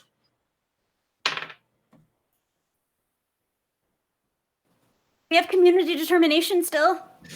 You have 4 points of community determination. Can I just, before we start mathing left and right, retcon something a little bit? Ooh. If you want to spend a point on it, you can, yeah. Yeah, and I can spend this from my own sheet. That seeing I feel like I would sense this from the doc, because this is the first time I feel like you and I have had like some conversations, and we haven't even gotten to like the heart to heart yet. Well, no. I mean, we talked about jazz in the museum, but I feel like that was more of like the outside world. This was more of like our traumas a little bit. So I feel like I'd be tuned to it, and seeing that this was that something big is about to happen, I would have rushed over to try my best to ghost Benny and Ulez. Don't grab me. I'm on fire. Shoot. You are on fire. You not grab me. Oh no. I mean, what's worse, fire damage or Caitlin whatever and I I were just looking did? at some temperatures recently, though. And wow, we unlocked the lore drop. Thank you so much, everybody. Oh my God. Y'all, you have been so kind to us this season. I cannot tell you how grateful we are. Thank you so much again. Now let me get back to killing these nice people. Yes. Yeah, Benny gets hot, like I'm unreasonably hot, like blister your hand as you get close. I'm upwards of 2,000 degrees right now, and I've got melting glue on me or something, which probably doesn't help. Like when you touch a hot chocolate chip. Yeah. Okay, well, I'll say then I definitely rush to ghost Ulez, and I want to ghost Benny, but seeing she won't that, let you. If you try to grab at her, she'll move away. And I think that's gonna whatever happens from this is gonna affect Vion. Oh gosh. Oh my god. Wow. Oh, I couldn't even imagine how I'm gonna crunch all this. Okay. Okay, so okay, which order should I Historically, do this that in? was a coordination roll for you to get to someone to ghost, right? Yes, but first Yeah. I need to make a coordination roll to see if you can stay on your feet in the earthquake. So everybody, the three of you make a coordination roll. Kadrax, you fell to the ground on your own accord, right? So you got an I'm 8. the epicenter. You got an 8, and you got 7. 7. Okay, sorry, but like with the strength of Kadrax's earthquake, that ain't close. So all three of you just get blasted off your feet, as do the three opponents that you are fighting. And what I'm going to say is one of those towers starts to kind of come down on Benny.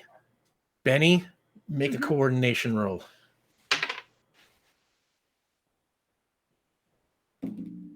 Okay, 9. All right. You are able to roll out of the way just in time, but as it kind of collapses next to you, it's like there's an additional jolt. So hang on, I need to do math here for a second. Oh gosh, I just looked at the benchmark table and I wish I hadn't. Yeah, I it's like I'm going to adjust these a little bit for like storytelling purposes because like the math here is kind of I don't want Apocalyptic. I The don't want math to is kill we you all all. die. Yeah. So okay, Benny, Mhm. you lose 6 stamina. You're Okay. down to 4. Vion, you lose 6 stamina. You are down to 1. Oh. Ulez, you lose 6 stamina. You are unconscious. All of your opponents also will take the 6 stamina. You do.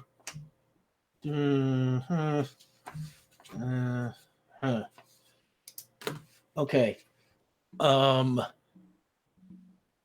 I can't even know where to begin. If Yeah. Ulez and Vion were ghosted, does that negate any of that if they weren't corporeal?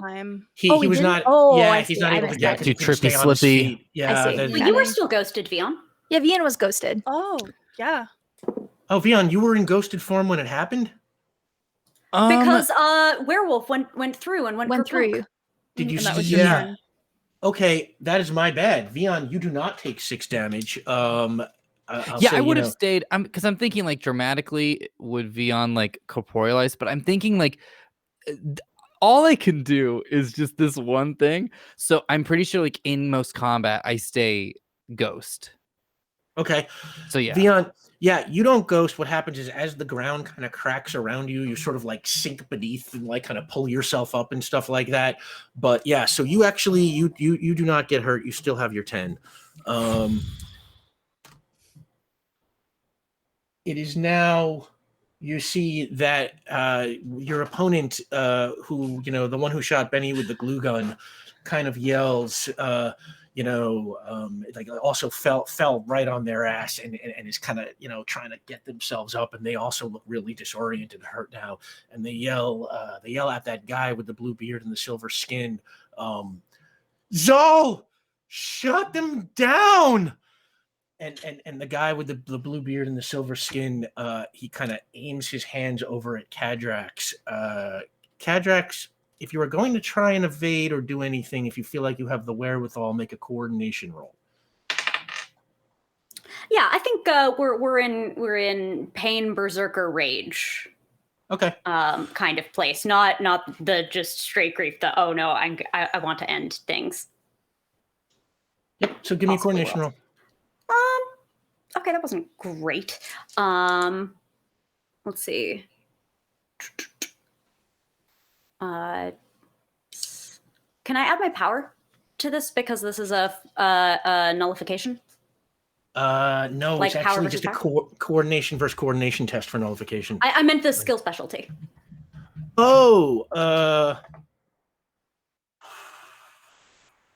Specifically I because don't know, but I've let's err on the used side a of yes. nullification. Yeah, thing I actually before. don't know, but let's err on the side of yes. Okay, then that brings it up to 9. Okay, that brings it up to 9. This character is going to spend all of his determination to activate his qualities. I've seen it all, and I'm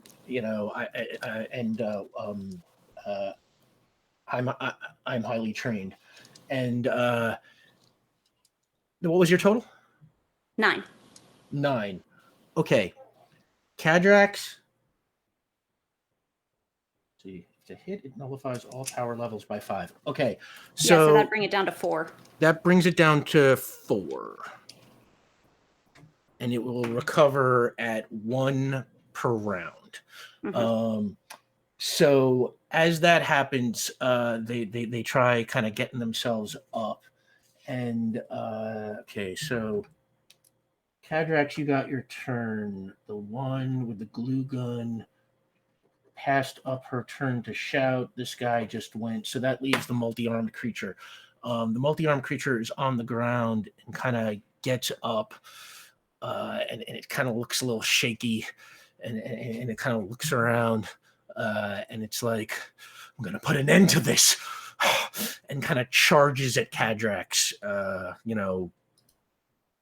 arms all in fists. There it is. 12. 12. Okay.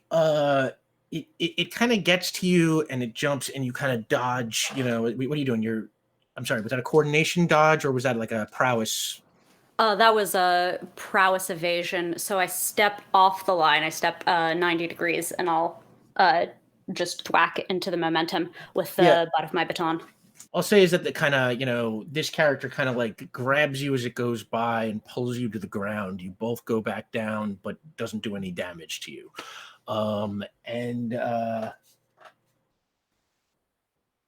As it pulls you to the ground, it kind of grabs you, and it's like, as it's holding on to you, it sort of says, it's like, it ends here, it ends now. It's like, is there never enough blood for you?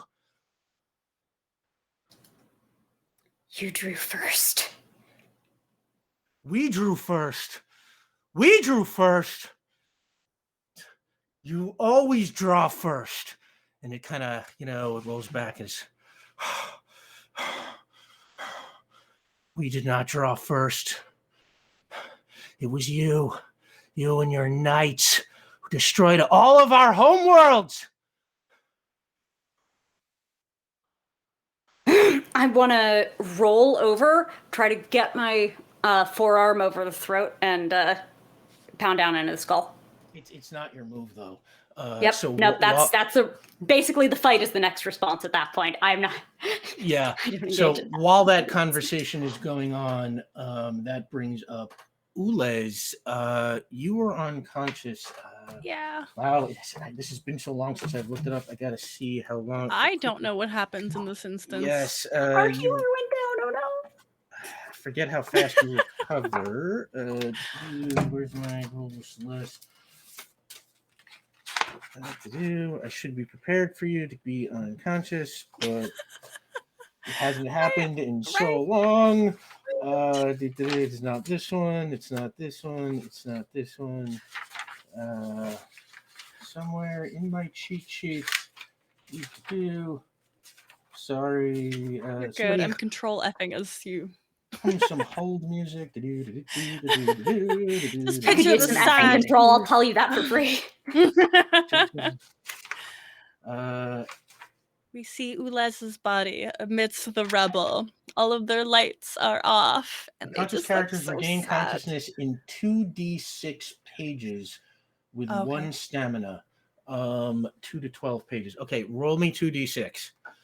Tell me what you get. Another dice. Ugh. I'm always surrounded by dice, thankfully. 5. 5. Okay, 5 pages. That's a lot of time. So I will adjust that as I see fit. I don't think I'm going to make it last quite that long, but we'll say it's a max of 5. But for now, you got to miss this round. All right, sorry. Deal. Which brings up Benny. Okay. Well, the doc is engaged in very close one-on-one, which would make me a danger to that. So I want to turn on the woman with the glue gun thing. And I just want to get my hands on it. I want to wreck that. I'm on fire. Like, I don't want that in play anymore. Like, I want to just Okay. grab it. If I can pull it from her, great, but I want to bust it. I want it busted. Okay, make a coordination roll to see if you can get a grab on it. Actually, Okay. there's actually a grab mechanic, isn't there? Yeah, I always forget how it works. Yeah. Okay, that is It's definitely a strength check. Strength check. Okay. Strength versus strength, I believe. Or strength versus prowess.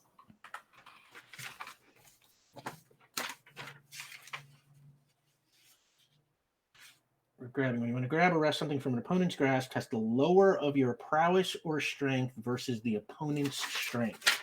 Okay. I think this is wrestling, actually, to grab or restrain an opponent. But you're trying Oh to grab no, the you're gun, trying to go for right? the tank. Yeah, Got an it. item. Mhm. Got it.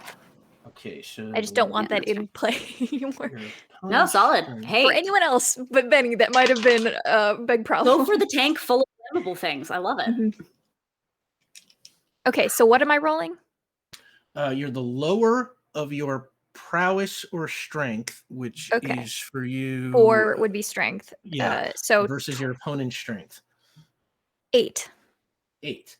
Wow, that is an exact tie. So no effect. You kind of get you grab for it, but you are not able to get your hand on it. If I'm in her space now, does that do anything just by being on fire? I don't know if it does. That's why I'm asking. I'm not angling for anything. Yeah, I don't think so because Okay. like you have not touched her. It's, so I'm just gonna stay in her space. I want to get in her face. Like, I'm just gonna use it as like a, hello, pay attention to me. Try to use this ranged weapon while I'm in your face. Thanks. Good luck. Like, yeah, absolutely. Say so like this is all going very fast. So oh yeah, wait, you are like no, on fire. all the free activates got used. Never mind. I was like I could have used that, but So that brings I mean, up, mechanically, they didn't. I mean, kind of. Not really. Because I only did 6 damage, which is my normal power level. but you said you were using them all. So Okay. Yeah, totally. Dion. Okay. I look over at I'd run over to try to get, but I feel like Benny and I had a moment of just no, just let me burn essentially. And then Ulez I wasn't able to get to in time. And Ulez is now knocked out, and I see that. And so I'm still ghosted. And it's been a hard couple days, y'all. So I'm just gonna walk up to the gentleman with the blue beard, and I'm gonna put my arm through his head, and I'm gonna say, "Okay, hi, my name's Vion, and I can recorporealize my arm right through your head right now." And I would like to look at the person with the glue gun and say, or you can tell your little cat friend to stop, and we can have a little chat. Make The a decision's willpower completely roll. yours, though. Willpower? Yeah, willpower. Okay. Can I add performance on that? I'm not really Yeah. performing though, but okay. I've let you use performance whenever you're trying to put on you're an air. So it's posturing. right, you're trying to That's you're trying to do true. a tough That guy is true. thing. Yeah. I mean, Vion trying to do a tough guy thing is clearly a performance. That's a good point. And the I never least- get to use raised in the school of pop culture. So okay, 10. 10. Okay, that is a moderate success. He kind of looks at you, and first he's like, "I'm not afraid to die, but Cobble, Syquin, stand down." And the one with the arms who's right next to Sam, next to Kadrax, is sort of just like, "But I have them!" And he's like, "Stand down." And she kind of, and this, this thing kind of folds its arms and kind of looks like all pouty, like all 6 arms kind of fold together.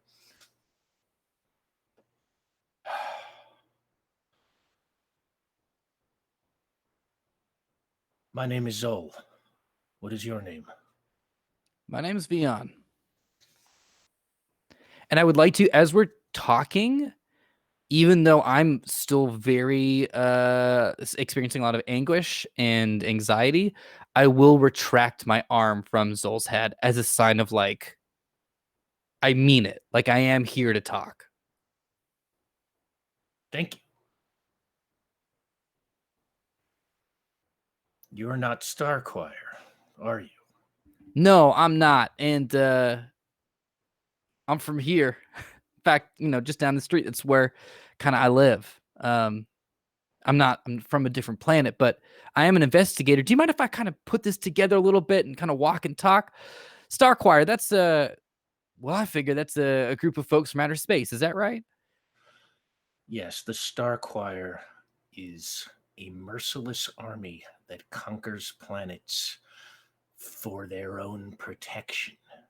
Yeah. Well, I'm an American. I kind of get that concept. And you all had your planets taken over and destroyed. Is that right? Yes, every one of us and our fallen all come from planets that the Starquire wrecked in the name of their own ends. And we all swore that it was time to put a stop to it. They were coming here. This was their next target. If you're not Starquire, then you're with us, because they were about to steamroll this planet. Okay, great. I honestly, I get that, and I believe you. I want to add one thing on top of that, though. The doc, they're with us. The Starquire is never with you. These Knights of the Blue, they cannot be trusted. They are a force of malevolence and destruction, and they leave nothing but death in their path.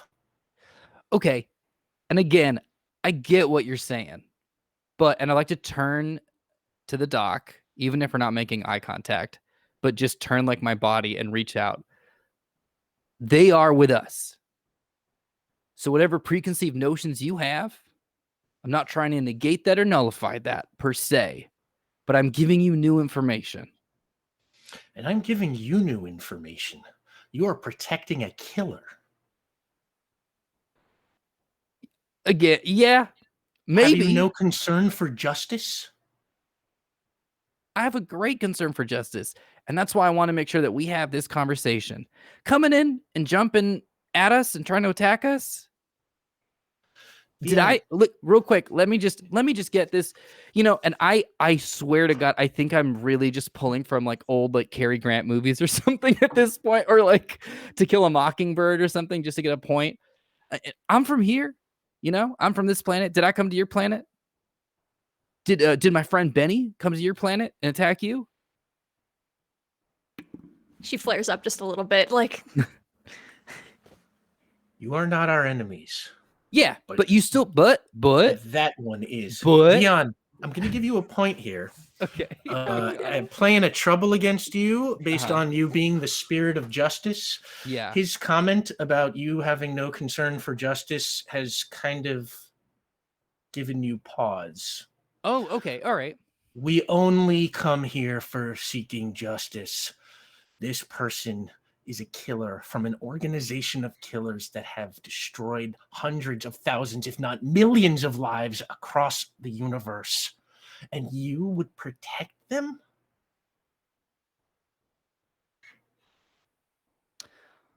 Okay. What do you suggest?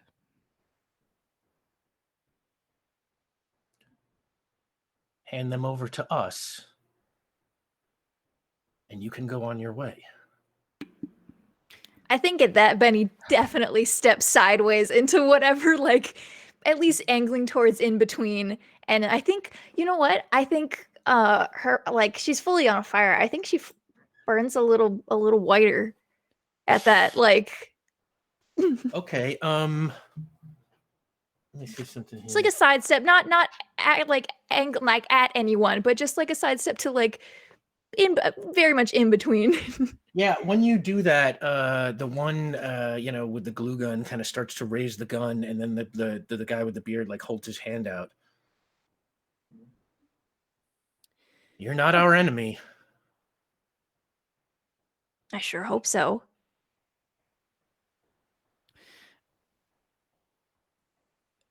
I'm gonna ask you 2 quick questions. One, I saw earlier you're able to zap or do something to my friend Ules. Do you have any sort of like rejuvenating or healing abilities? Like you can taketh, you can giveth. Tell you what. You want me to bring your friend back to consciousness? That would be appreciated.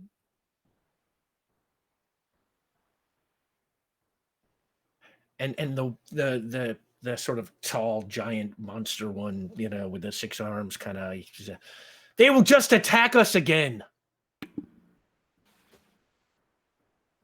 My friend likes plants. We go to the botanical garden. I'm a ghost. And you jumped through me. I want to look at that one. And the one with the blue beard kind of looks over at the one, with the hair, with the 6 arms, and it says, and he says, "It's a keeper. They're no threat to us.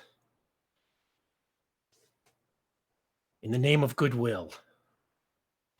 And he walks over to Ules, and he's going to try and perform a little stunt here, because his powers do not actually do this. But...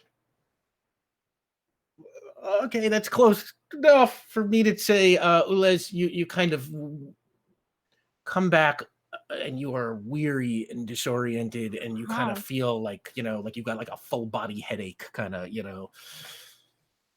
Sounds like somebody's pinched all of my wires. Huh. And they'll just like sit up and like look around them and try to absorb the situation while like sitting calmly and not trying to be in the way. Thank you. Now, second question, and I'll get to it in a second, but before that, I would like to really formally introduce myself. I'm Vion Vigor. I'm a ghost. More importantly, I happen to be a spirit of justice. So when you speak of it, I want you to know I take that very, very seriously. Now, I am General Zol. I come from what is left of FIO 28. I was once a military man, till the Star Choir devastated our military. I am in charge of what is left of this unit. There were many more of us to begin with, but taking out a unit of Star Choir Knights is, well, it is a difficult task, and many fell. We are all that's left. Well, almost. We believed our task to be done. We did not know that there was another one out here.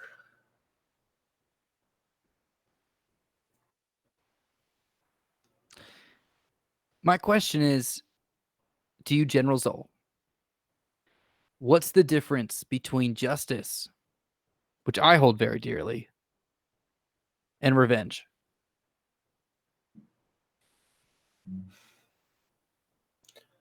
The point of view of the person doing the describing.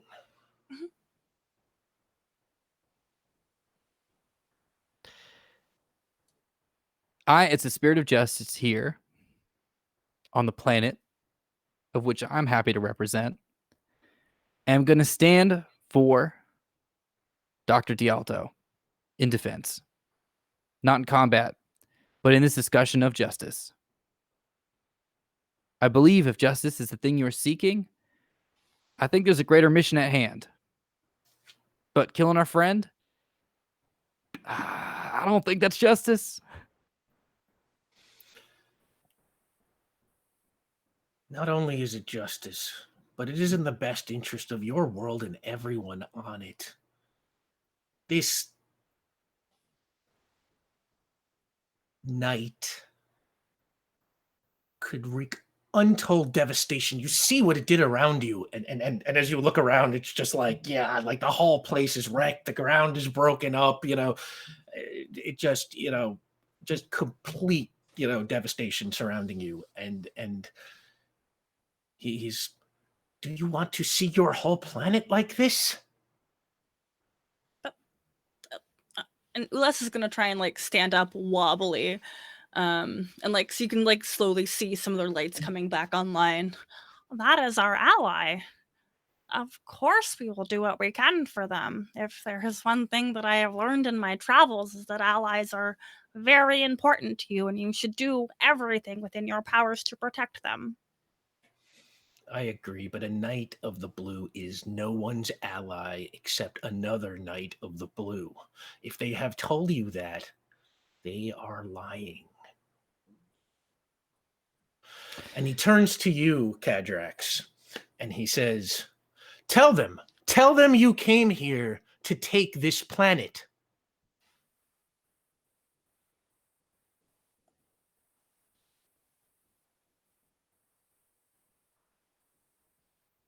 I did.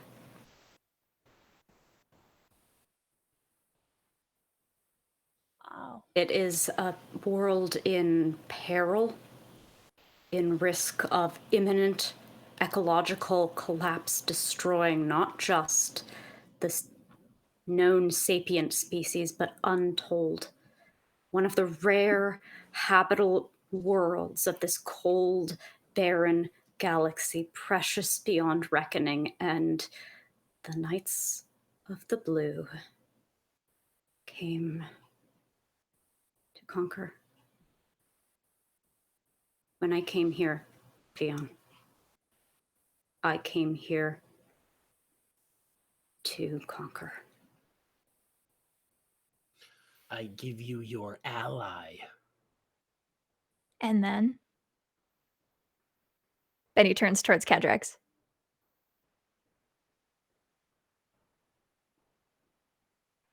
After the Knights were lost, and I didn't know how,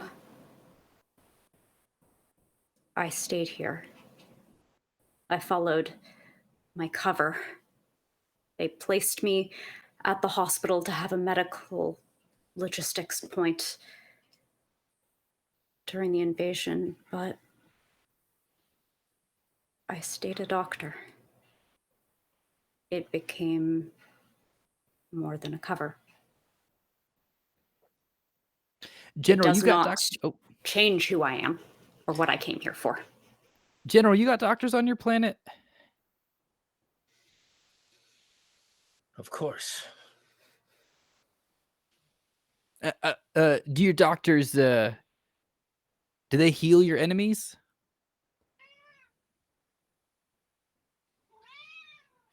Our enemies. Yeah. Like, let's say, like, you had enemies, like the Star Choir, I think.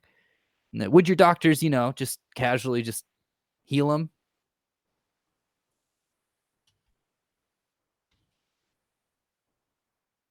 Only if they were ordered to. Kadrax, how many surgeries have you done? 681. You receive orders from Mon High? Get those 681 surgeries in? I mean, there's a few you could probably fudge, right? I could characterize Dr. Tally as from above. But I mean, from your mission of invasion here. I was only supposed to learn enough human medicine to pass as a doctor, not to practice. That was my own initiative. Kadrax, make a willpower roll. Oh, yeah. Uh-huh. Come on, baby. Okay, all right. Moderate. 6. You could have won for me. Come on, coward. And Joel sort of is thinking, and the big hairy one with the arms. If they are a doctor, hang on, sorry, hang on. I know it's. Oh my god. If they are a doctor, let them heal Ebos. And Joel looks over. You would trust a Knight of the Blue with your sibling?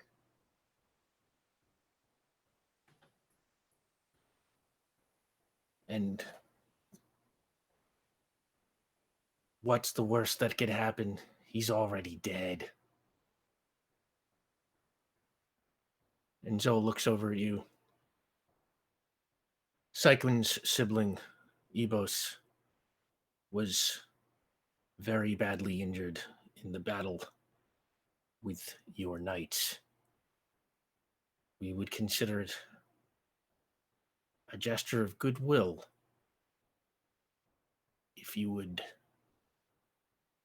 try to save what is left of him.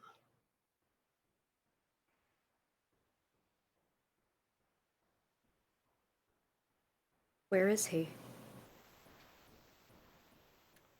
And he points at that abandoned warehouse that is on the other side of the lot that, I told you about before.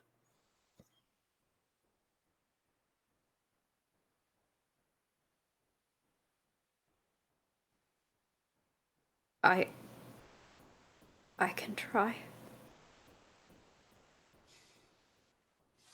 And Cobble kind of raises her gun. Get going. If you try anything, I will blast you. And as she says that, she kind of clicks a thing on, on her, torso. She's wearing all this technological stuff on her silver, kind of jumpsuit thing. And when she does that, like you, she seems to be wearing some kind of digital disguise. And as it comes down, all the color kind of drains out of her skin. And now you can sort of just see right through, and all of her organs and veins and stuff, just, her true form. Go. All of you. Okay. No. You do not point a gun at them. I don't trust them yet. I don't care. If you want to commit your justice, do it, but leave them out of it. Make no threats against them. The human was right. Make a willpower roll. Mm-hmm. I'm learning from you, buddy. Yeah, rotten. That's a 5. I mean, they do be hating me. And she's like, no, this is supposed to be a gesture of goodwill. You can't have everything your way. And Zol sort of puts his hand and kind of waves at Cobble, and Cobble's like, very well. Sort of points the gun towards the ground.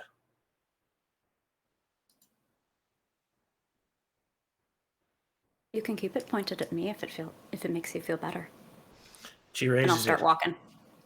It does, and she follows you. And Cyclone and Joel. Kadrax does not make eye contact with any of you. Yeah, I think pretty much all of you can see flushed cheeks, shame body language. Mm-hmm. Cyclone and Joel sort of motion to the other three of you, and I assume you're all going to go with. Oh yeah.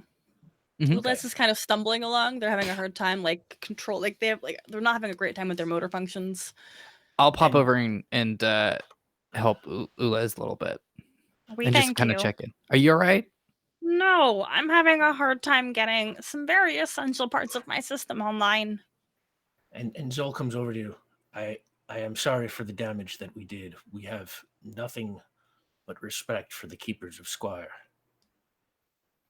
Thank you. It has been a long time since anybody has truly recognized me for who I am.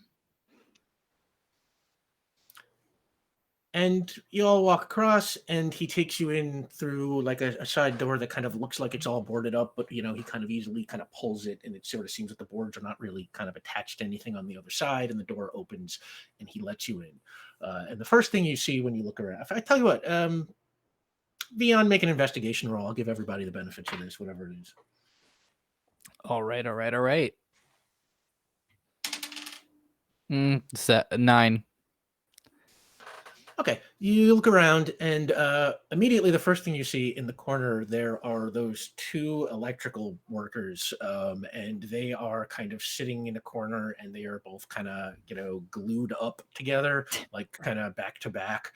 And there's like a bunch of like empty junk food wrappers and like water bottles kind of scattered around the floor next to them, and they kind of look over at you nervously, as far as you can tell, they do not seem hurt, just kind of captured.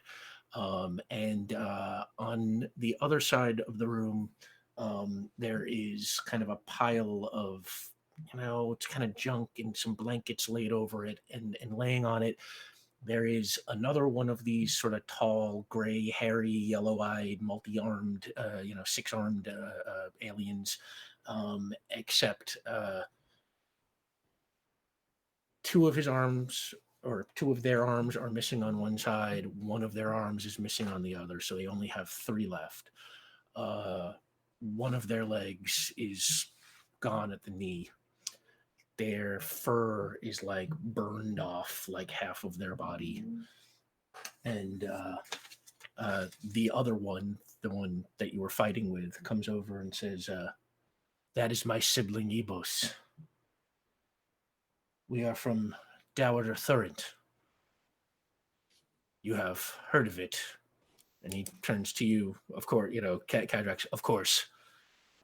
"And I would assume that the Keepers of Squire know of our proud history." Oh, I'm sure my people are very aware. Unfortunately, it's not within my own databases. I have exclusively plant made-up knowledge. And they kind of bow their head to you a little bit and then turns back to Kadrax. "Save him."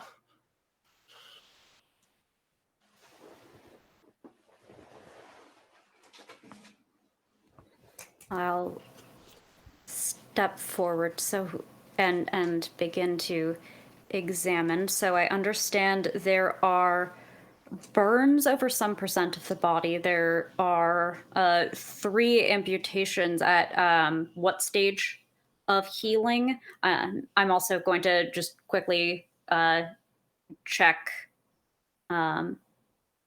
pulse. Realize that I don't think Kadrax knows this species. So they go to the pulse and realize they don't know what normal is. Okay, I'll tell you what. Make an investigation roll using all of your medical bonuses. What I'll tell you is that the amputations have very primitive kind of bandages wrapped around them. It looks like they have sort of done their best to stop the bleeding. Okay. All right. We're at that stage. Okay. Got it. Cool. That's an 11. Thank you. Okay. While you were making your examination, I'll just say is that Joel sort of talks to Vion and Benny and Ulez, and we'd have left this place long ago if Ebos could be moved, but he could not. So we have had to stay and guard this place from interlopers. Do not know what we will do.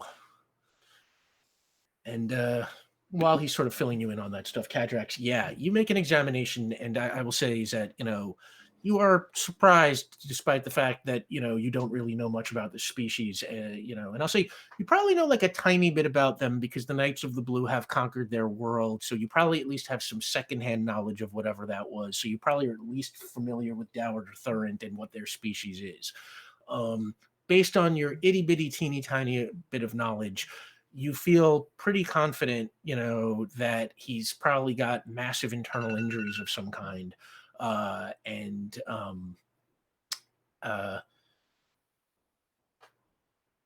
he probably needs some kind of surgery to relieve pressure and internal bleeding.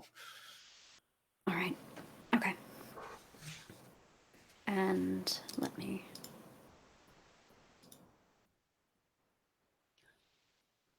Okay. Is there anything that I could do to help you, Kadrax? I am unfamiliar with their anatomy, but I am rather fond of regrowing cells. Yeah, and also, if there's anything I can do. I could probably sterilize some instruments. We would all like to do what we can to assist you with this. You are meaningful to us.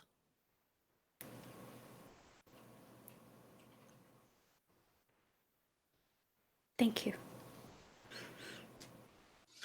And Yes. Zol kind of reaches down. He's got like a little case, and he's like, "This belonged to our medic." And he pushes it towards you. And if you look inside, you will find, very kind of what are for you kind of primitive looking surgical tools. But I mean, I'm used to human ones, so I'm used to primitive. yeah. They're the ones I learned on. Okay. Then we are going to have to heat sterilize the blade. The difficulty is anesthesia on your species.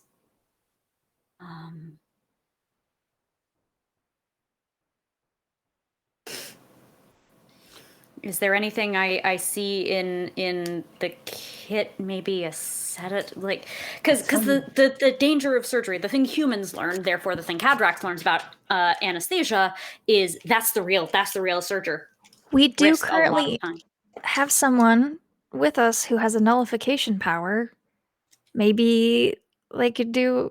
Maybe our friend Zol could do a stunt and try to nullify some sensation in an individual. I mean, we have if we want to do it as if I thought we could do it as a local, possibly. I'll tell you what, Kadrax. Let's treat this as a gadget's power. Like, basically, someone who has the gadget's power. Essentially, it's like you make an intellect test and kind of reach into the bag. And if your test succeeds, what you're looking for is in there. Perfect. So why don't That's you make wonderful. an intellect test before we start That's really trying cool. to get fancy? That's wonderful. That's Yeah, great. it's supposed to be like a power for like Batman type characters, but I figure it applies enough in this Perfect situation. mechanic for the flexible systems we left them. All right.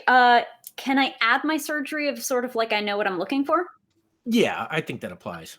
Then that's 11. 11. Okay, so I'll set the difficulty to 5. Okay. All right, so that will give you a major success. Success gives you the gadget available to duplicate the power of his.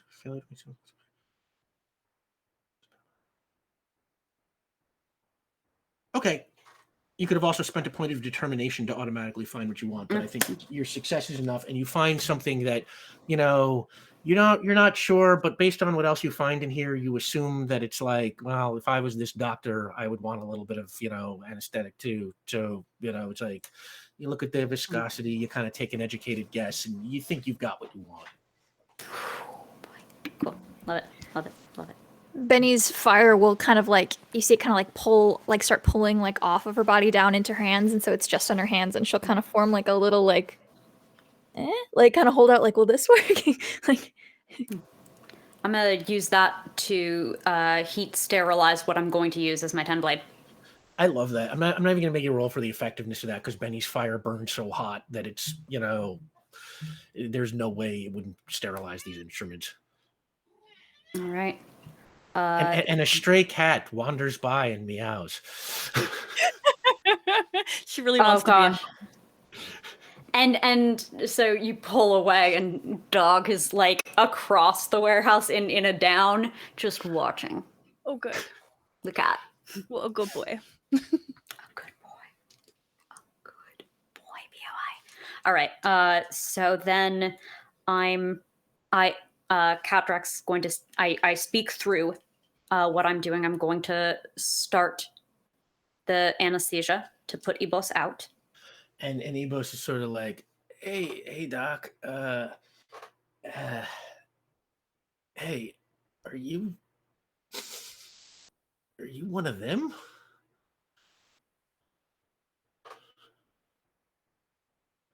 Yes. And he looks little over. He looks over at his sibling, and his sibling kind of comes over and says, "This is our only chance."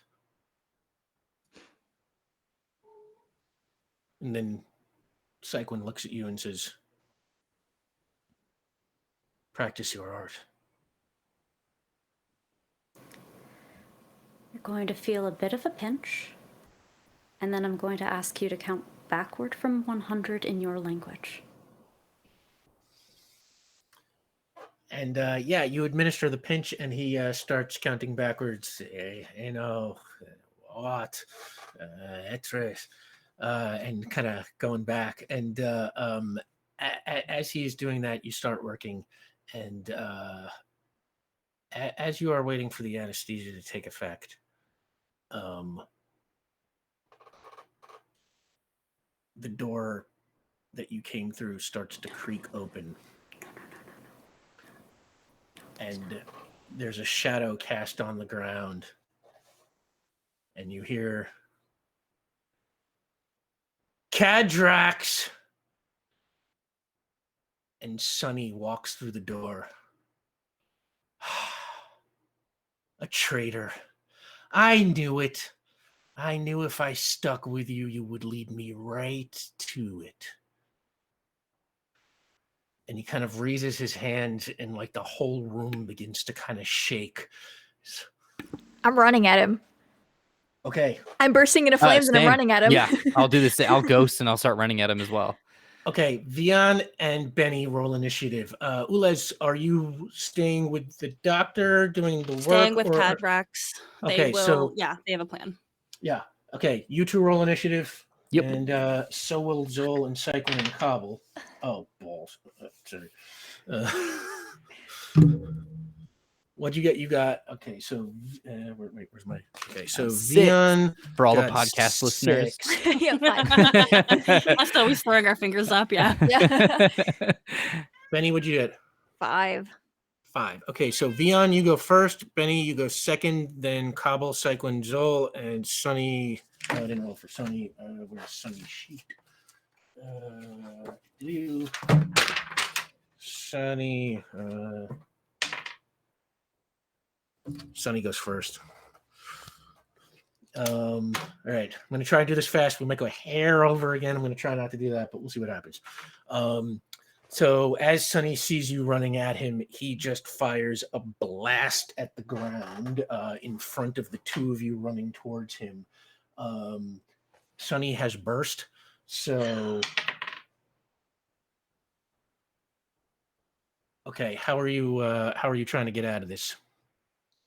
You can roll coordination if you want to try and dodge, or prowess if you want to try and take the blast.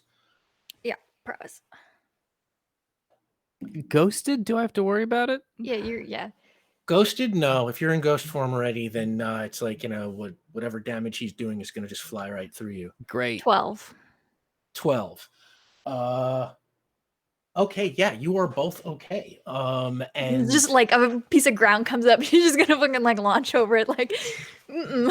yeah, you just No. like you're soul charging, you just like pound right through that thing, and let me see here. Okay, so Cyclone, Ebros, and Zol. They're gonna take. Okay, so just Cyclone is going to take 2 damage. All right, and that brings up Vion. Okay, I would like to jump at Sunny. And I want to try. I'm going to use this as a chance to try something out.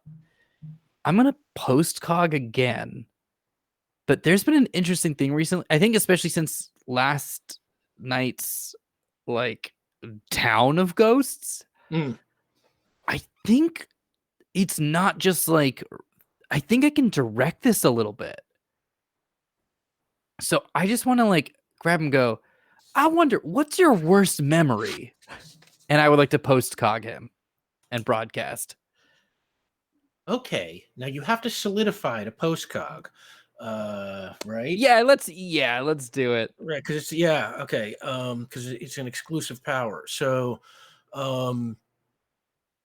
you solidify and you grab him and you postcog. Wow, make a postcog roll, I guess, against his willpower. Oh no. Well, hey, you win some, you lose some. No matter what, something's getting broadcast. 5. 5.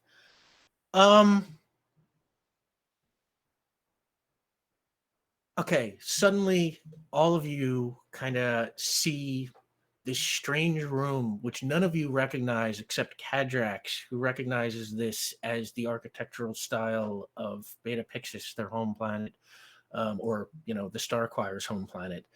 And you see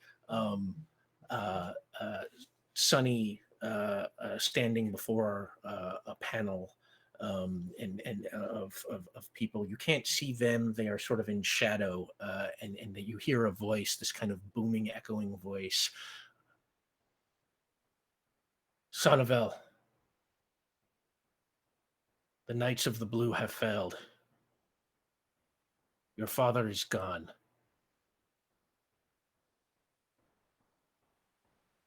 And you see Sunny kind of grips his fists, and then you shoot back out.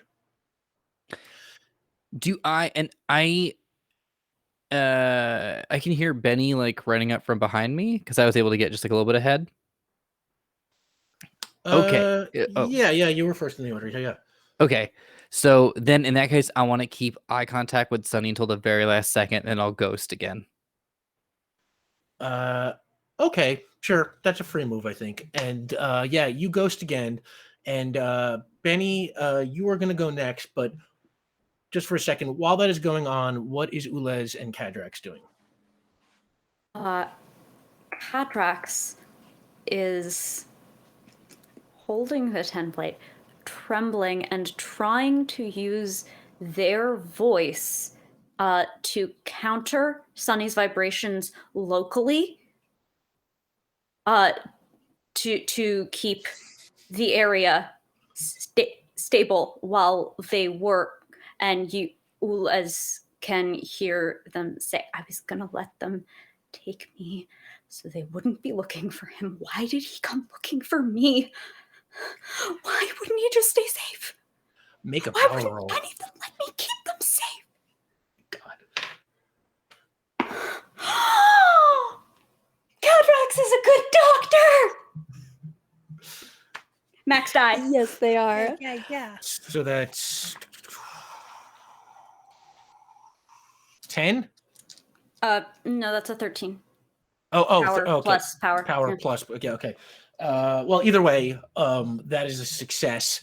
And at that level of success, the section that you are operating in remains still, but it takes a lot of concentration on your part. So you are now, deeply in in your own head as you are trying to both operate and kind of hold the room stable. I will say your operating efficiency is going to come down a little bit because it just takes so much wherewithal to counter Sunny. Ulez, what are you doing?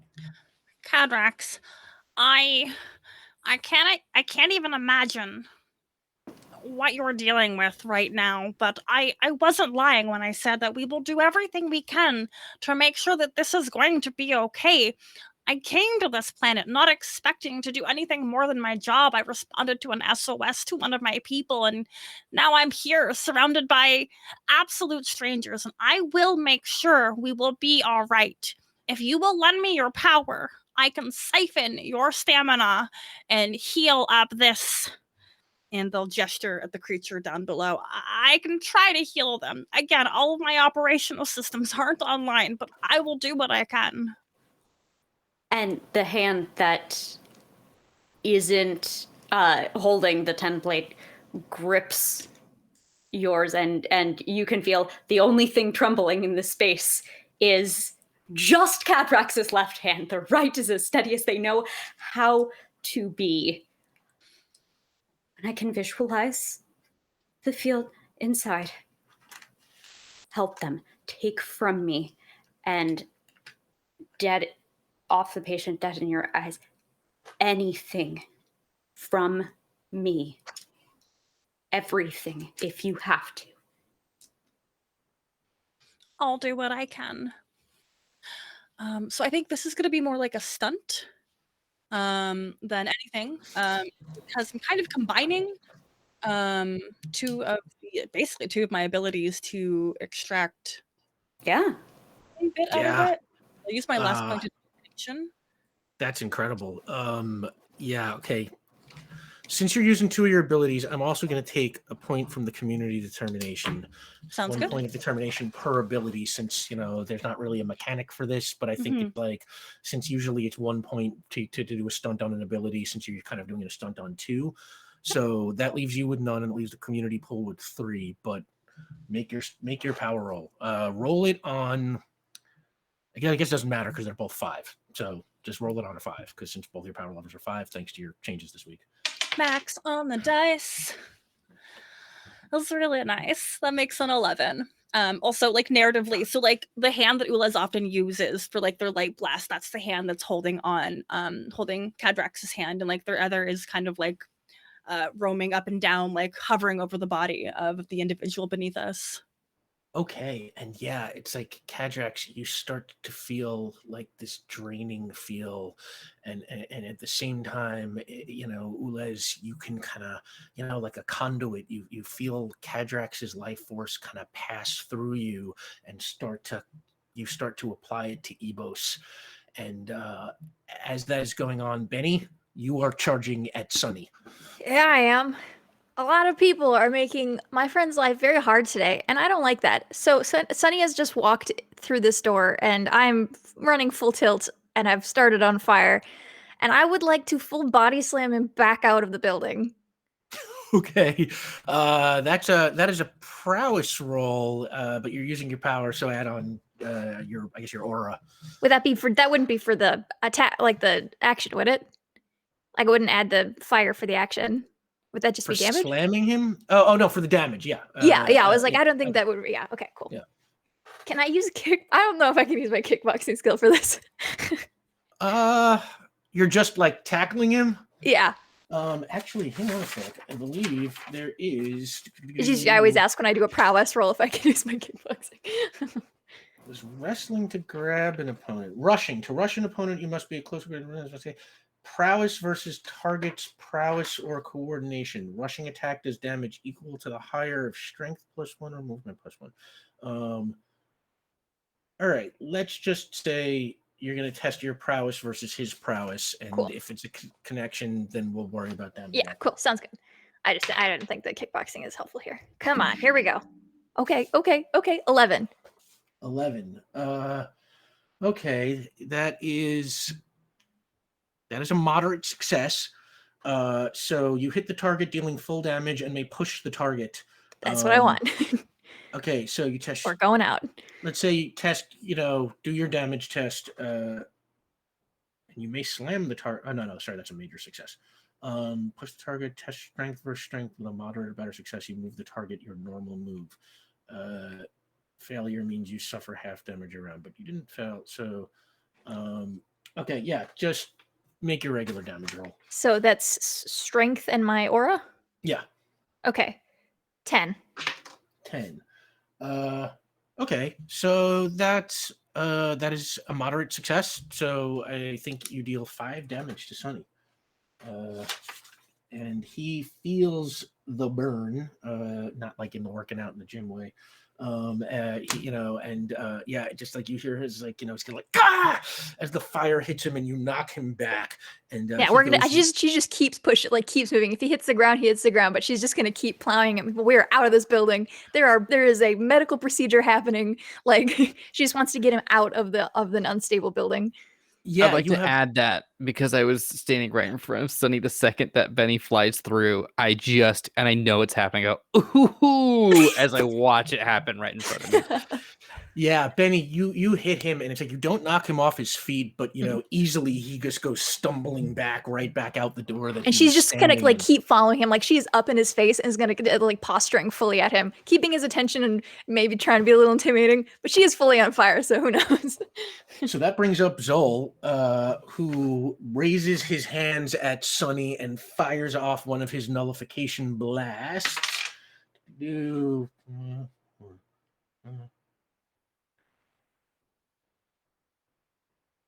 Okay, and that's a success. So it brings Sunny's harmonic resonance control down from 8 to 3. Oops, I shouldn't have said that. So he's not out of power, but he is much lower in power. It works. You see Sunny like he's got this and Zol is like, I've got him. And then Cyclin just charges at Sunny, and Cyclin has fast attack. So Cyclin just starts pummeling Sunny with all 6 arms. It does not roll very well, but still does 4 damage, I'll say. And then Cobble shoots the glue gun. And that was coordination versus coordination.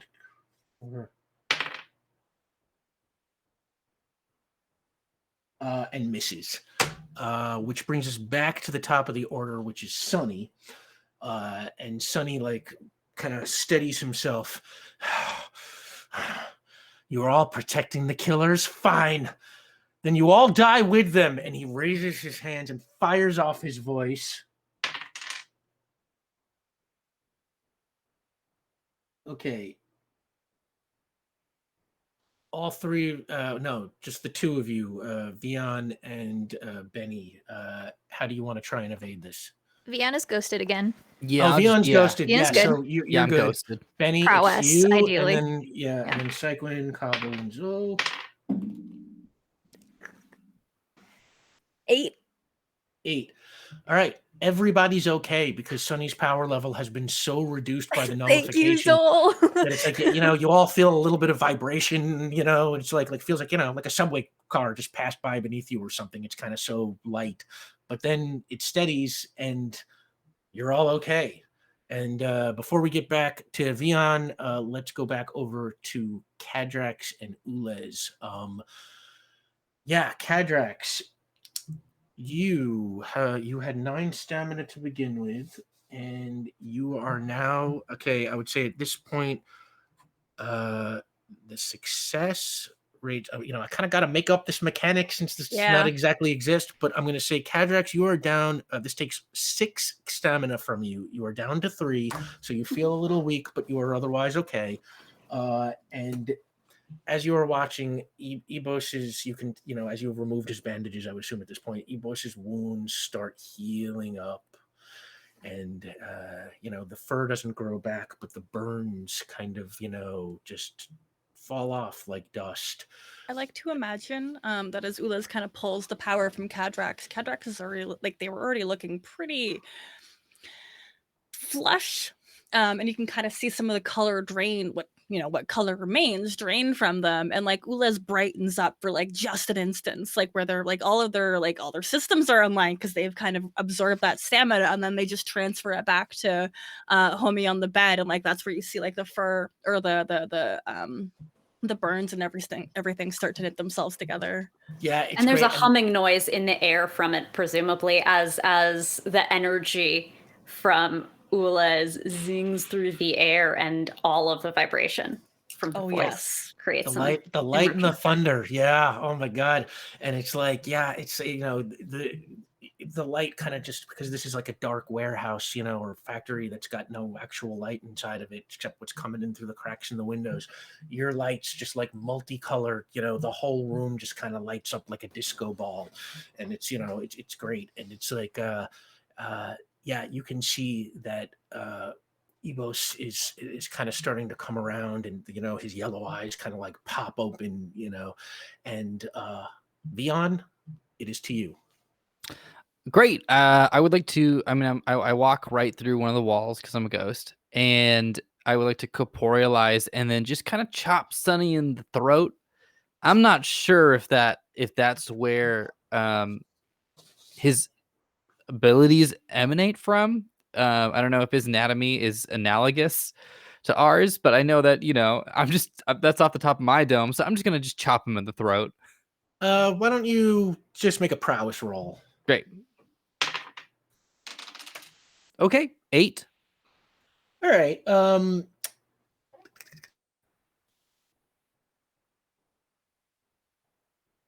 You hit him in the throat, but Sonny's pretty tough bastard, and Yeah. like he kind of, as you hit him, it just kind of, he kind of clears his throat and shoots you a freaking dirty look. But Great, a don't ghost really again. deal any I damage. don't.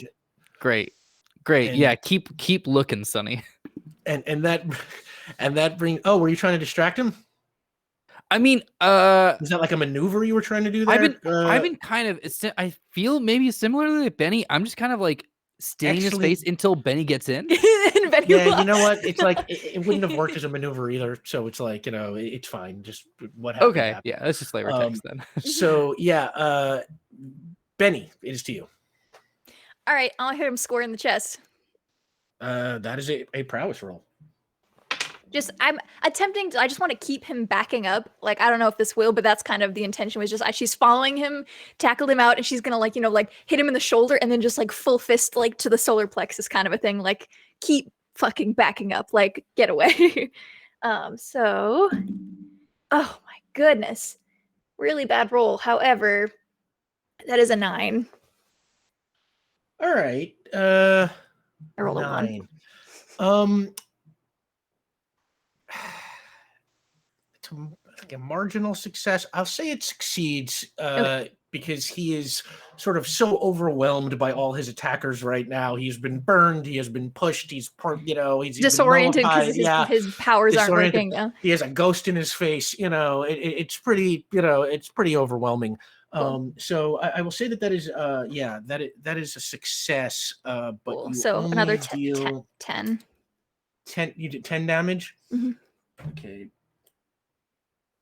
Sonny is now kind of wobbly. He looks like And she's just I'm just in his face. I'm continuing to like walk forward. Like, he looks like he's on his last legs. And Zol, is like, I think we've got him. And he starts to raise his hands to fire a nullification blast. But then Syquin jumps, leaps over Zol, lands on Sonny, and just comes down on top of him, delivering this like hard overall, just like fist to the top of his head. And Sonny just goes down like a sack of bricks, unconscious. does he seem to be keep going at Sunny, or has like once after one hit has he backed off? Syquin stands over Sonny and kind of starts to raise their fists again. So Benny says, if you're fond of your fur, I'd take a step back. And Syquin's, what? I don't know about you, but we're not in the business of killing. Back off. He's down. If he gets back to his feet. I take a step forward. We'll handle him then. Yeah, I'd listen to her. Make a willpower roll. Oh boy. Can I use a community determination to do stubborn as a mule? Yes. Yes. Yes. I would love it. Okay.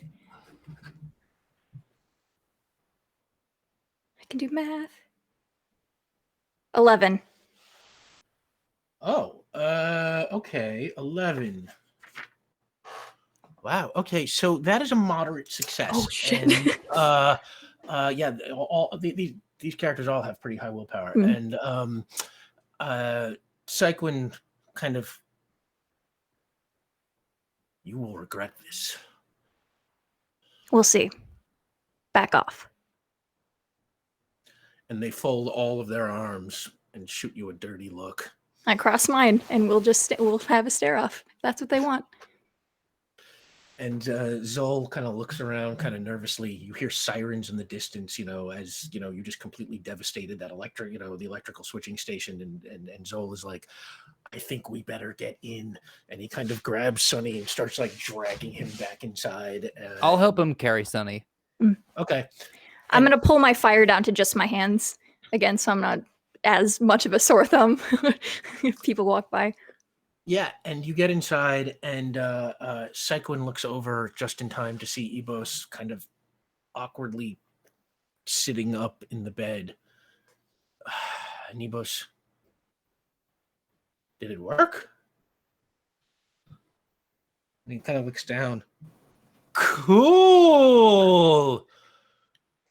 You are conscious. And Cyclin runs over, and the two siblings kind of hug each other. And Cyclin's, I was sure you were going to die. And Zol looks over at you, Kadrax. Now what?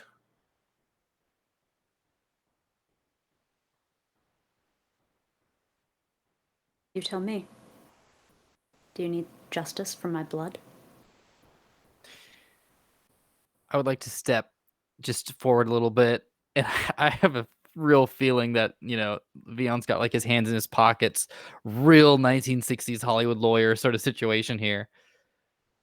Yeah, I asked the question earlier, what's the difference between justice and revenge?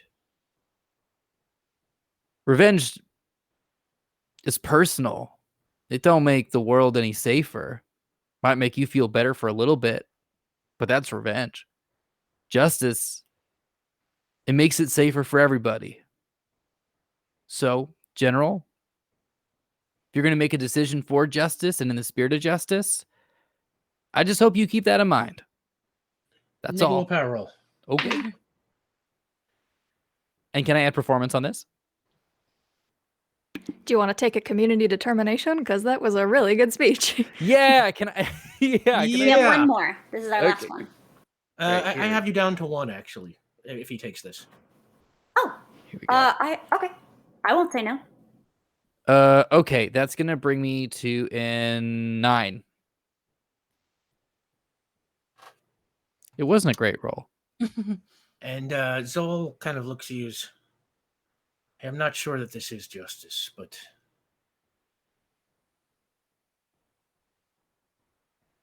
it doesn't seem right to take your friend's life.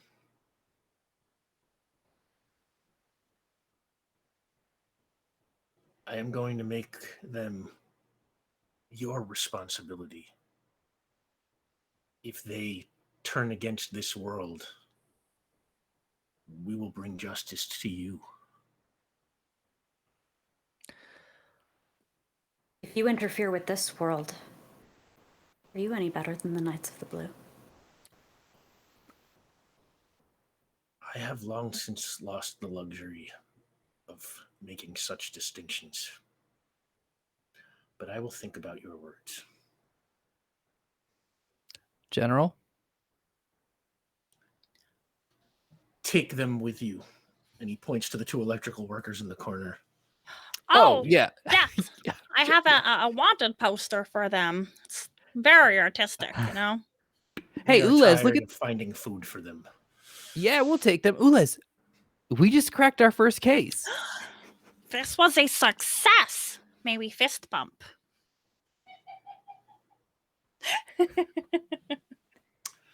And you fist bump, and you grab those 2 electrical workers. And anything else you want to do with this with Ebos, Cobble, Cyclin, and Zol before you head off?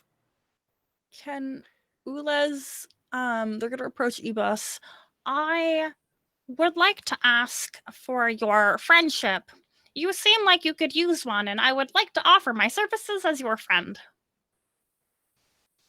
And he's, when you make you roll a willpower thing, he just kind of beams a smile at you, and all three of his remaining arms kind of come up with like fists on them. Yes. And I can only match 2 of them. Yeah, and he kind of matches 2 to 1 and then 1 to the other, and he's like, "Yeah, we're friends." And Zol kind of rolls his eyes. Teenagers. I am Ulas. It has been wonderful to meet you. We got a party someday. I worry about what that will entail, but I look forward to it. And the electrical worker guys are like, "Can we get out of here now?" Yeah, absolutely. And we'll peel them from the walls. Yeah, Cobble's got a thing that sort of dissolves the glue, and yeah, you kind of help them, out the door, and As I we're take the sack of potatoes that is my fellow member of the choir, since he's my responsibility. you take evidently. Sonny, and Zol says, "Before you go, you are brethren. We buried them behind this factory. They were given rights against my better judgment.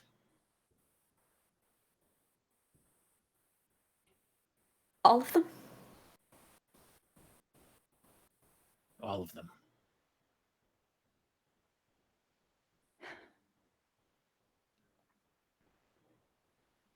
Thank you.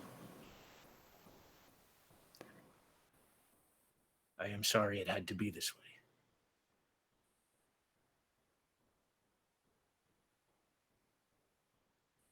I look back over my shoulder, almost checking to see Sunny's still unconscious and can't hear it, and turn back to Sol. Be it needed to be.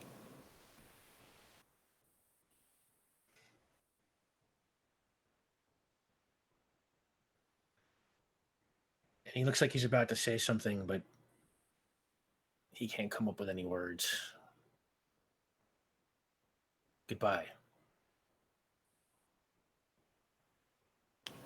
Peaceful travels. And to you.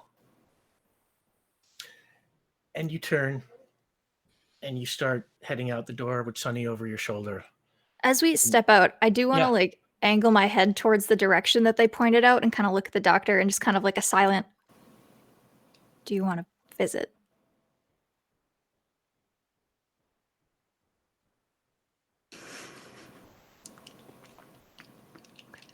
I think it's the another look to Sunny, like definitely not with him and while he's unconscious. And everything is too much right now.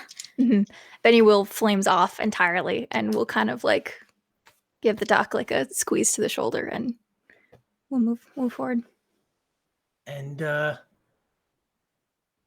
as you stand outside, Zol sort of moves inside, and he reaches to close the door. And as he's closing the door, you kind of hear a pop, and then another pop.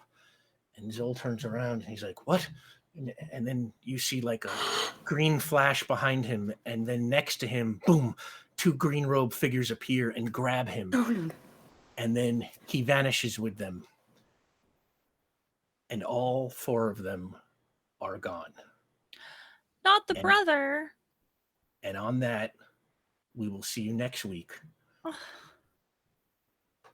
Thank you so much, everybody. We worked so hard. Oh God! Journey to the center of the backstory.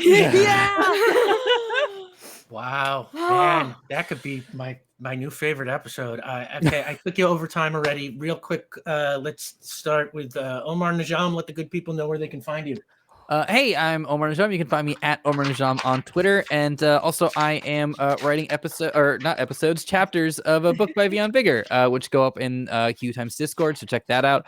And then on Saturdays, our friend librarian Liz is reading them, which is so wonderful and amazing. So please check all of that out. The book is great. That the readings are great. Oh my god, the book is so good. It's like you have no idea how many feels are in there, and it's only up to chapter 3. But okay, Caitlin Bruder. Hi, I'm Caitlin Bruder. You can find me on Twitter at KKAMABR for links to all the things that I'm doing. You can catch me doing other tabletop RPG things on Rule of Lore Twitch channel, where we play Infinite Horizon, which is our supers sci-fi science fiction spacefaring cipher system game. It's a good time. B Zelda.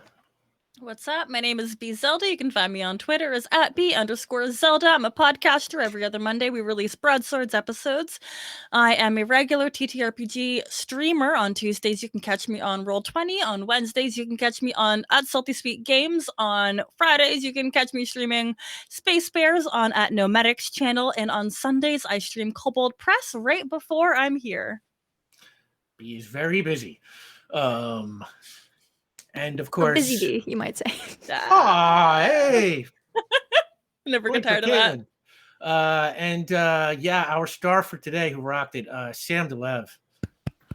Ensemble drama, thank you very much. Hey, I'm Sam DeLev. When you don't see me processing alien trauma and recovering from a failed colonialist mindset, well, hopefully I'm doing that one every day of the week. But you can catch the rest of the things I'm doing as a role-playing performer and variety streamer throughout the Twitchernet.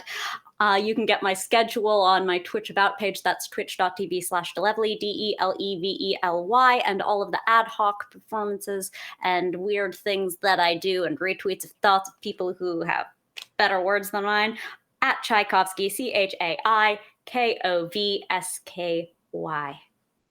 Big thanks to all of you. You are the bestest. I deserve none of you, but I'm thankful that I conned you into playing with me. Oh no, we're the lucky ones. We'll argue about that later. But yeah, I'm Rick Budd. You can find me on Twitter, Instagram at rbud913, or you can follow the show at Powerplay RPG. And I will be back here next week with all these incredible folks to find out what happens next. And on that, the theater goes dark, and we are in Port Ruby. The year is 1611. It's night, and we are in the bay between what will someday be Baronsdale and Mur Island. There is a ship, a kind of big Age of Exploration era, sloop or whatever they call it, and the crew all stands at the side of the deck, looking over over the rail into the water. And right beside the ship in the water is a small raft, and on it there's a man. I would cast him as Ray Fiennes, and a woman. I would cast her as Helena Bonham Carter, and a very young boy. And the woman carries a baby in her arms, and that baby is crying. And the man shouts up at the people on the deck, "I beg you not to do this!" And one of the sailors shouts back, "And we begged you to take us home, Captain Mur, but you said we had to keep exploring your new world. Well, you like it so much, you and your family can stay." And Mur shouts back, "Maroon me if you must, but please return my wife and my children. None of this is their fault." And the sailor responds, "So they can report on our mutiny? I think not." And the large ship's sail goes up, and the wind catches the sail and begins to pull the ship south, leaving the raft behind. And Captain Mur and his family cling to the raft as the ship moves away from them. And Mrs. Mur turns to her husband, What do we do? We can't survive on this raft." And Captain Mur says, we'll paddle for the shore, and then maybe..." And before you can finish the sentence, there's this strange sound, like a super low rumble, like a whale song, but like deeper and louder and scarier. And the water suddenly begins to stir and churn, and before they know it, the whole bay is just full of waves, and they're trying their hardest to stay on the raft. And the Murs look around into the dark water, and in the distance they see the silhouette of the ship rocking back and forth, and then it stops moving, And Mrs. Murr says, "Harold, what's happening?" And the ship suddenly pulls down and starts crackling and crumbling beneath the waves and just disappears under the water. And in a blink of an eye, it is completely gone, leaving no wreckage behind. And the Murs instinctively grab and brace each other and their children. And then nothing happens. The water goes still, and the family just floats on the raft, bewildered and terrified. As we cut to black. See you next week. Thanks for playing with us.